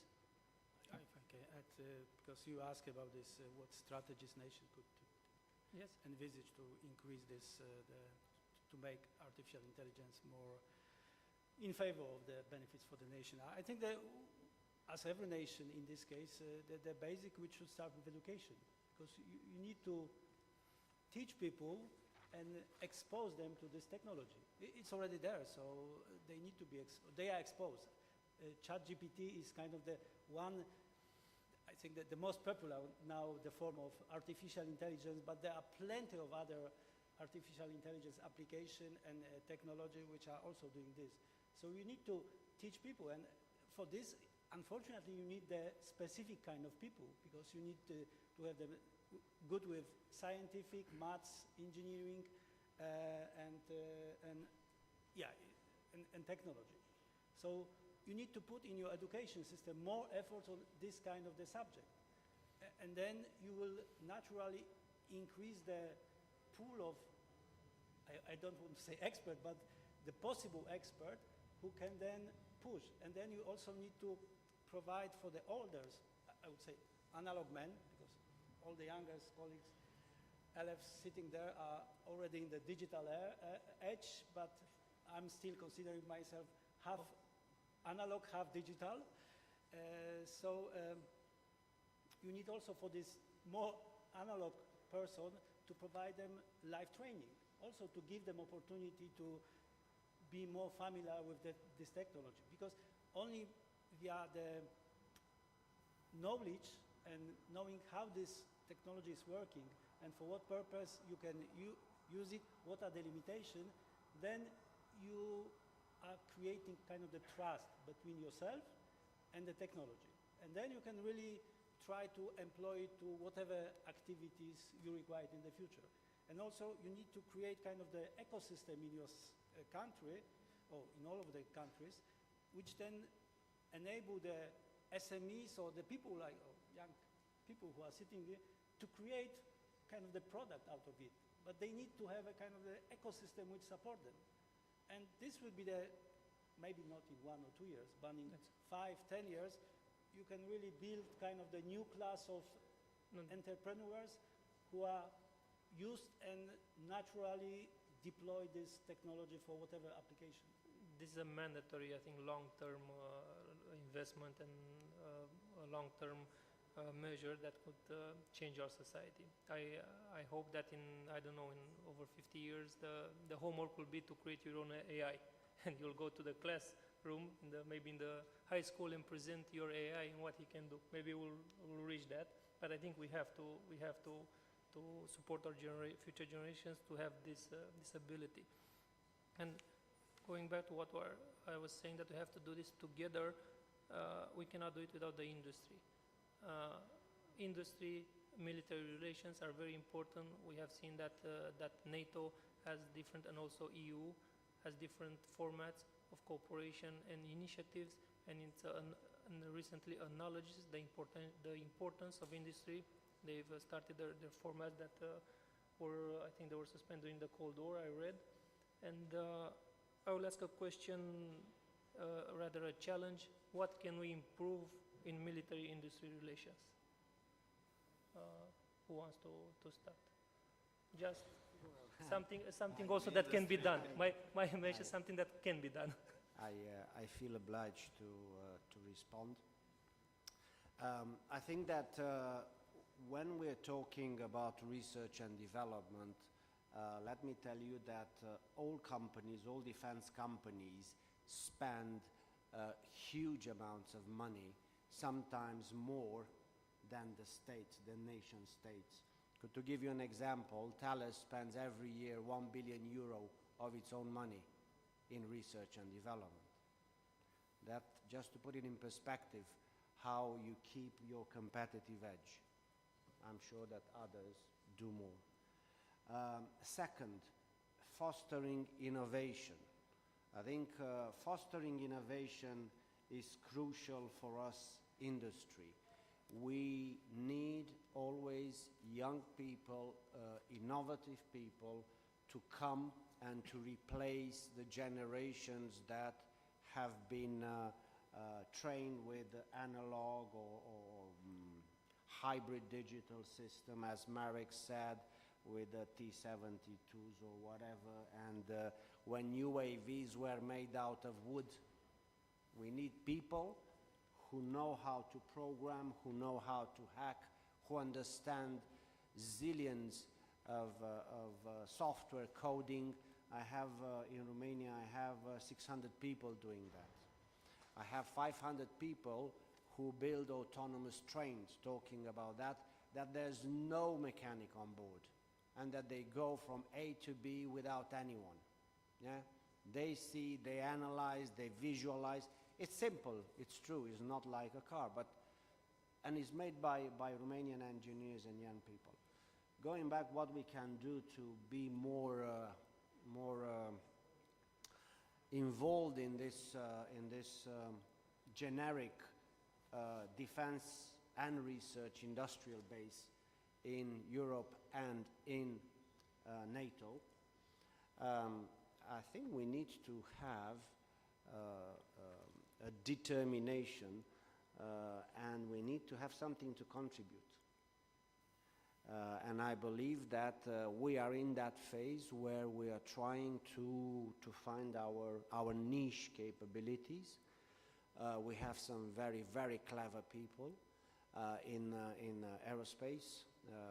As you know, the aviation industry in Romania has been is one with tradition, so we can contribute to that. So maybe aerodynamics in the next generation UAVs or next generation fighter. In cybersecurity, we have a lot of good companies and very knowledgeable people who can delve into that, and then go also into the traditional military doctrine and infantry and equipments, because I think there is where we lack a bit behind our European partners in terms of more traditional manufacturing and developing more traditional equipments. We tend to buy everything off the shelf, and therefore we're killing innovation. That is my opinion. Currently, innovation is at a very, very low level because we're buying off the shelf. Thank you. So spending, fostering innovation, have a determination, something to contribute, and a doctrine. We need to update a doctrine. Thank you. Other ideas, Mr. Marek? Yeah, maybe this was a industrial perspective. Now maybe the governmental one. No, it's good to have different perspectives. It's the thing. If we all think the same, someone is not thinking. So. Yeah, but the first one I think will be supportive to what Christian told about lack of doctrine.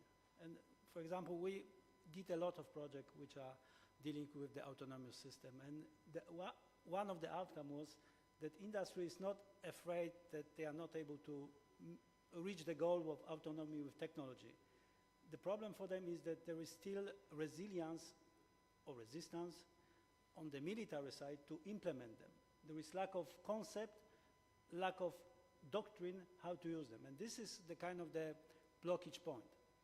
And I will come back here also to this education, because we need also, we have a lot of students here, we need to teach them what autonomous system means, what the autonomous system is capable of, for what purposes they can use the system, because they need to learn and be kind of consider this autonomous system as a bro or as a companion, not as something strange put for his task aside of him. So we need to build this trust from the very beginning, because there is a lot of ongoing in parallel. So we need to do this parallel work, and at the end we can combine, so the people or the users at the end, if they have the system in place, they are not afraid to use it. Because for the time being they are afraid, or what I will do if the system will react a bit different than I predict, because it's autonomous. So this is kind of the fears that we have. But this was just to refer to the lack of doctrine. But from what we can do in terms of cooperation between industry, I think we should kind of change also relations, because so far the industry was always considered as a supplier, and they should not be involved in all the other stuff like requirement generation, then writing the tender specification, all this stuff which is normally done under the procurement. No, the cycle of technology change is so high now that most of the user is not able even to think what will come next. So industry need to be at the beginning close to the end user and be as a partner, and they have to discuss, okay, what is the next system, how we can design it, what are the limitations, what are the possibility of new technologies, because who else could say to the end users about this? None. So you need to create environment when this kind of the exchange under the obviously legal framework, because you don't want industry still from the very beginning the procurement process, but at least there are already mechanisms existing which you can enhance this cooperation. So one of them is, for example, organizing challenges. So the operational colleagues are coming with the problem. They say, this is our operational problem. And they can invite industry, several industry, and say, please show me how this problem can be solved from your perspective. And then they do it together. So they can organize kind of the testing campaign in the almost most operational environment and do the comparative testing. So at the end, the end user will see what current technology is capable of. Industry can see what are the limitations, because sometimes also they can have a wrong assumption. And I can give you one example, but this was more to scientists. When there was a Afghanistan war and Iraqi war, there was a problem of IDs. And most of the casualties, not like with the current war, came from the use of or deployment of IDs, so improvised explosive devices. And then obviously one of the challenge was to detect them, because it's not only, obviously there is explosive, but the rest is just gathering of everything. So at EDA at that time, they started to organize the workshop and try to find the technologies, how to use it. And there was one workshop, and one lady from one of the famous research laboratory, defense one, said, it's not a problem from technology perspective. We already have this technology. And she said that there is a kind of laser technology which can use this, which can be used for that purpose. And then the operator, with the background from the operation, he said, okay, so, but if we put this, because it was based on the evaporation of explosives, so then you can detect some chemicals or signature. And the guy said, but if we put this into the plastic box and then bury it like half a meter, is your technology still able to do this? And she said, no, but this is unfair. So you see that you need two parties to sit at the same table. No, I think you touch on two important things, and it's very important that you mentioned them as an European Defense Agency representative. And that thing is that there is some sort of resistance in the military towards new technology, and that needs to change, because if we want to maintain the technological edge, we have to be the first to at least test the limits of the new technology, and that we are not in the traditional relation anymore with the industry, when we just purchase a product and use it. It's a constant partner. The industry is not a constant partner throughout all the project. And as soon as we understand this and we embed this in our doctrines, we will have success in our projects. Thank you. Tudor, would you like to add something on this industry-military relation? I think the cooperation is very important. You mentioned Romania, and how can we take advantage of programs, and there are so many programs. Christy mentioned Diana, for example. Diana is constructed by 30 allies. 70, I think, were involved in innovation funds. And for a smaller country like Romania, this is a big opportunity to catch up the gap in technology. And I think this must be an objective for everybody regarding the industry. Thank you. So using tools that are adequate to our resources and to our abilities to access them. Please. I just realized, and I want to add something, talking about how we are working to tackle new threats. As you all know, in Romania, in the Black Sea, there is this issue of floating mines. And together with the Naval Academy and with the military, we are trying to develop technologies that would respond to that question. We are also part of a European Defence Fund project called CECURE, just to make the connection between the new types of war, the new types of challenges that they bring to the environment, and how we in industry were trying to find a solution. I just wanted to say an example that yes, we're doing something a little bit, but we're doing for the Black Sea. Adi, no? Then I would like, we don't have much time before Q&A. I have a question. I think it's the key to our panel, and I'll ask our speakers to answer shortly. How would the future war look like in 20, 30 years in this region? May I start? Of course. Thank you. I wrote a book on cognitive biases, and one of the biases was the end of history illusion. And basically, this starts from the situation of physics at the beginning of the 20th century, when physicians were quite satisfied with their work. They kind of discovered almost everything. It was a more or less complete puzzle. Some pieces were missing, but it was okay. So what could be brought new into this equation? And they were surprised to have quantum mechanics and relativity theory that surprised everyone. So this was the end of history illusion. I'm afraid now we are living the opposite illusion, the beginning, let's say, the beginning of history illusion, in which we think that everything will be new and in a short time, and I'm skeptical of that. So from my perspective, things will not advance as fast as we tend to predict at this point. Thank you. Thank you. Thank you, Adi.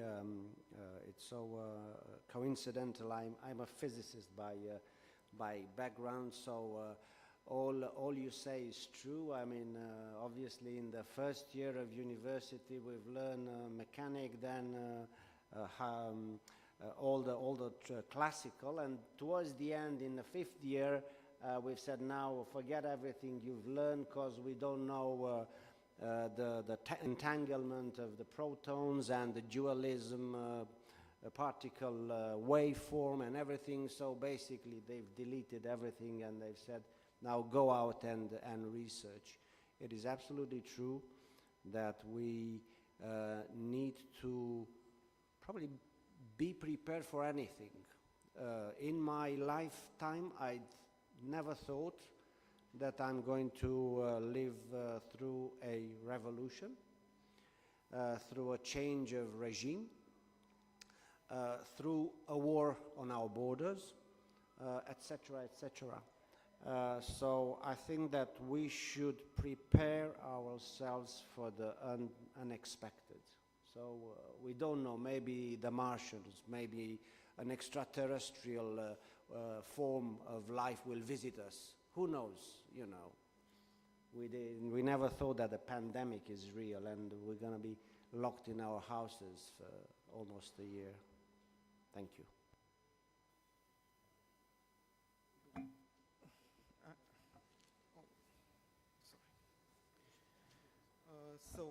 I also think in the future we will see less of an asymmetric war and more of a technological war. But I do think human decision of life and death will be in the center of the process. And speaking about technology, we are already using technology. We are seeing technology. Israelis, they are using robots right now underground to fight underground in Gaza Strip tunnels. So I think decades ago these were a science fiction scenario. But there are some points, and I think that the AI cannot replace, like negotiation or diplomacy, for example. I think humans can interpret emotions, can build trust. Humans can engage in dialogue, and that goes beyond the capabilities of a machine. And I always said that the war is a failure of diplomacy, and I think every war must end with diplomacy. Thank you. I will not predict that I'm a future teller, but I'm in the favorite position because we just finalized the assessment of the document, which is called the Long-Term Capability Assessment and Trends Beyond 2014. So I will just give a short just bullets. We think, oh, this is the outcome of this study. So the characteristic of this warfare in the 2014 should be by that fight will be for cognitive superiority. Then it will be multidimensional, and it will be multidimensional by design, because you know that, especially in the Ukraine war, it was really evident that we still do not have this multi-dimensional approach. Multi-layer maneuverable engagement, and I mean not only the kinetic engagement, but all the other engagement like cyber war, information war. Then one of the key aspects will be the electromagnetic spectrum dominance, because at the end, this is the means we are going to explore, and heterogeneous energy availability for operational environments, extensive use of space capabilities, which is already started and it's ongoing. And yeah, the last one is my favorite, coexistence of analog and digital defense mindset, because we still probably will have both kind of the approaches. So this assessment is publicly available, so if you are interested how this warfare will look in 2040, you can go there and then you have full report available, talking what was the methodology behind and what are the drivers which led to these conclusions. Thank you. So thank you for sharing this with us. And we mentioned every aspect of, we touched on every aspect of technology use in military operation, I think. I would remain at the central idea of our panel that technology will still be, at least in our lifetime, an enabler. So the good news is that we, at least you, sir, will have the finger on the button, right? I recommend you to read the study of EDA, and now I would like to move to questions, if there are some, to remain the panel in the time allocated. To have, if you have questions for our speakers, now is the time.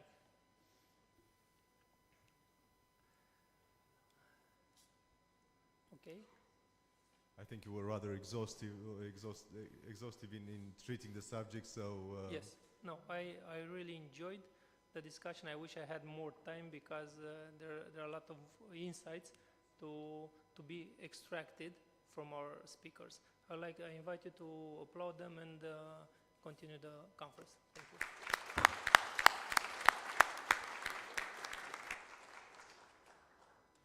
Very exciting subject, very interesting panel, and very lively discussions. Thank you very much indeed. You know, they're saying there are a lot of alarming articles out there saying that artificial intelligence is going to take over all our jobs, but I think until they teach it to suck up to the boss, it doesn't stand a chance against humans. So, well, this panel was our last for the day and for the conference. And in order to sum up the works of this year's edition of the Military Thinking Conference, I would like to invite Lieutenant General Corneliu Postu, the Director of General Staff, to say a few words and to summarize what we've been seeing for the couple of days. Distinguished guests, dear partners, collaborators, and colleagues. Being not an artificial intelligence product, I'll use my papers to deliver you some closing remarks. So, first of all, I would like to thank to all the participants for the way in each of you contributed to both the planned panel discussions and the scientific section scheduled in the conference program.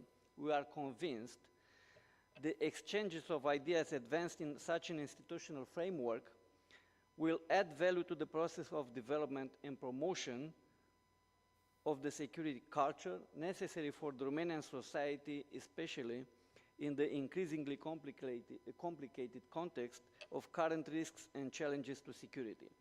A general conclusion at the end of this conference is that the security culture development requires an interagency approach. It is necessary to explain the new types of threats, risks, and vulnerabilities that may have an impact at the individual of a modern group, societal, national, regional, or other level. The construction of a modern society is based on ensuring individual and collective security, which is the point of convergence for the national and international institutions, professional associations, and non-governmental organizations. No nation is safe in a world where the country or where one country can violate the sovereignty and territorial integrity of another, where crimes against humanity are committed with impunity, where a country with imperialist ambitions can go unchecked.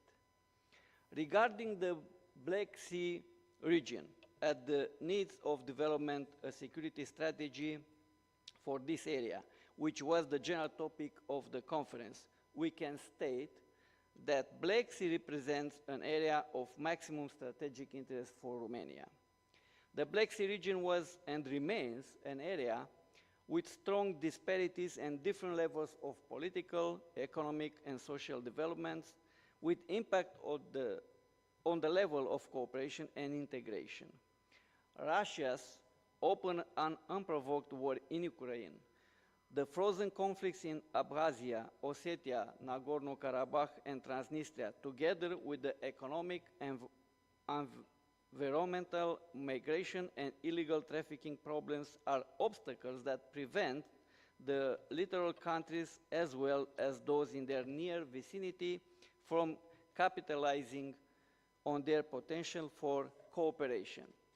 NATO, the European Union, and the wider transatlantic community have an interest in deterring or resolving as quickly as possible the security challenges affecting the sovereign rights of non-NATO countries in the region.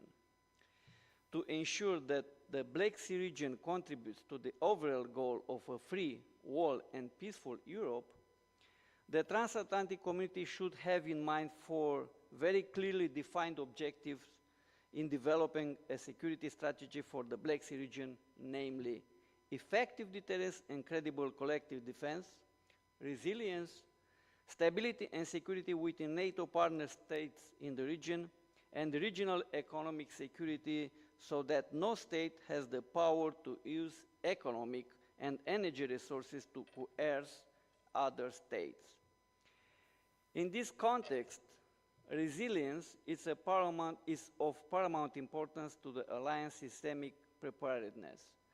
Actions are needed to improve societal and regional resilience. At the same time, our armed forces must adapt and modernize to respond to complex threats.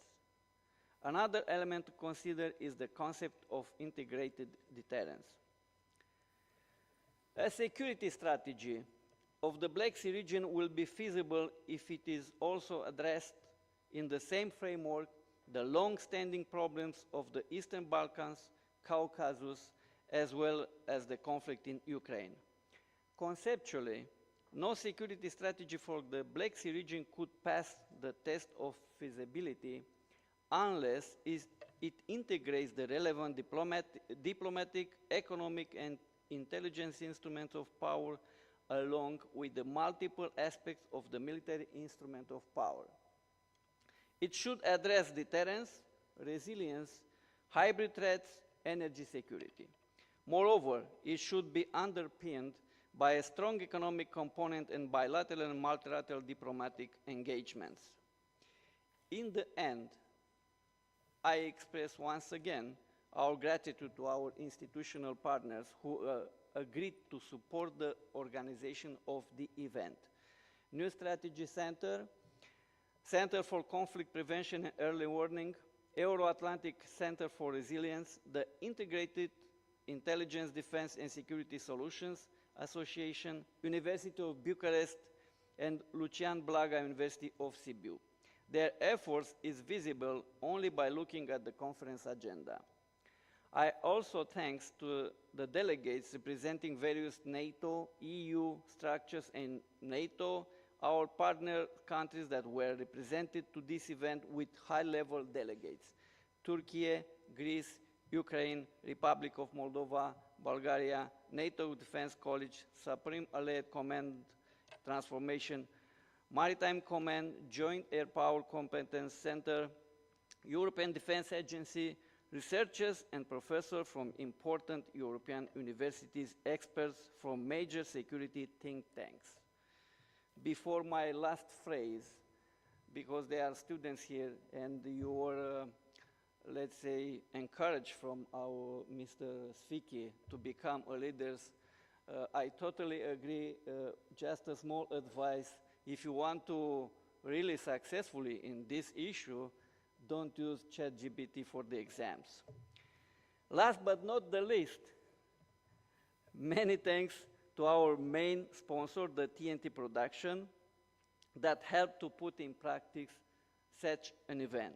So the conference is officially closed. Thank you very much to all of you.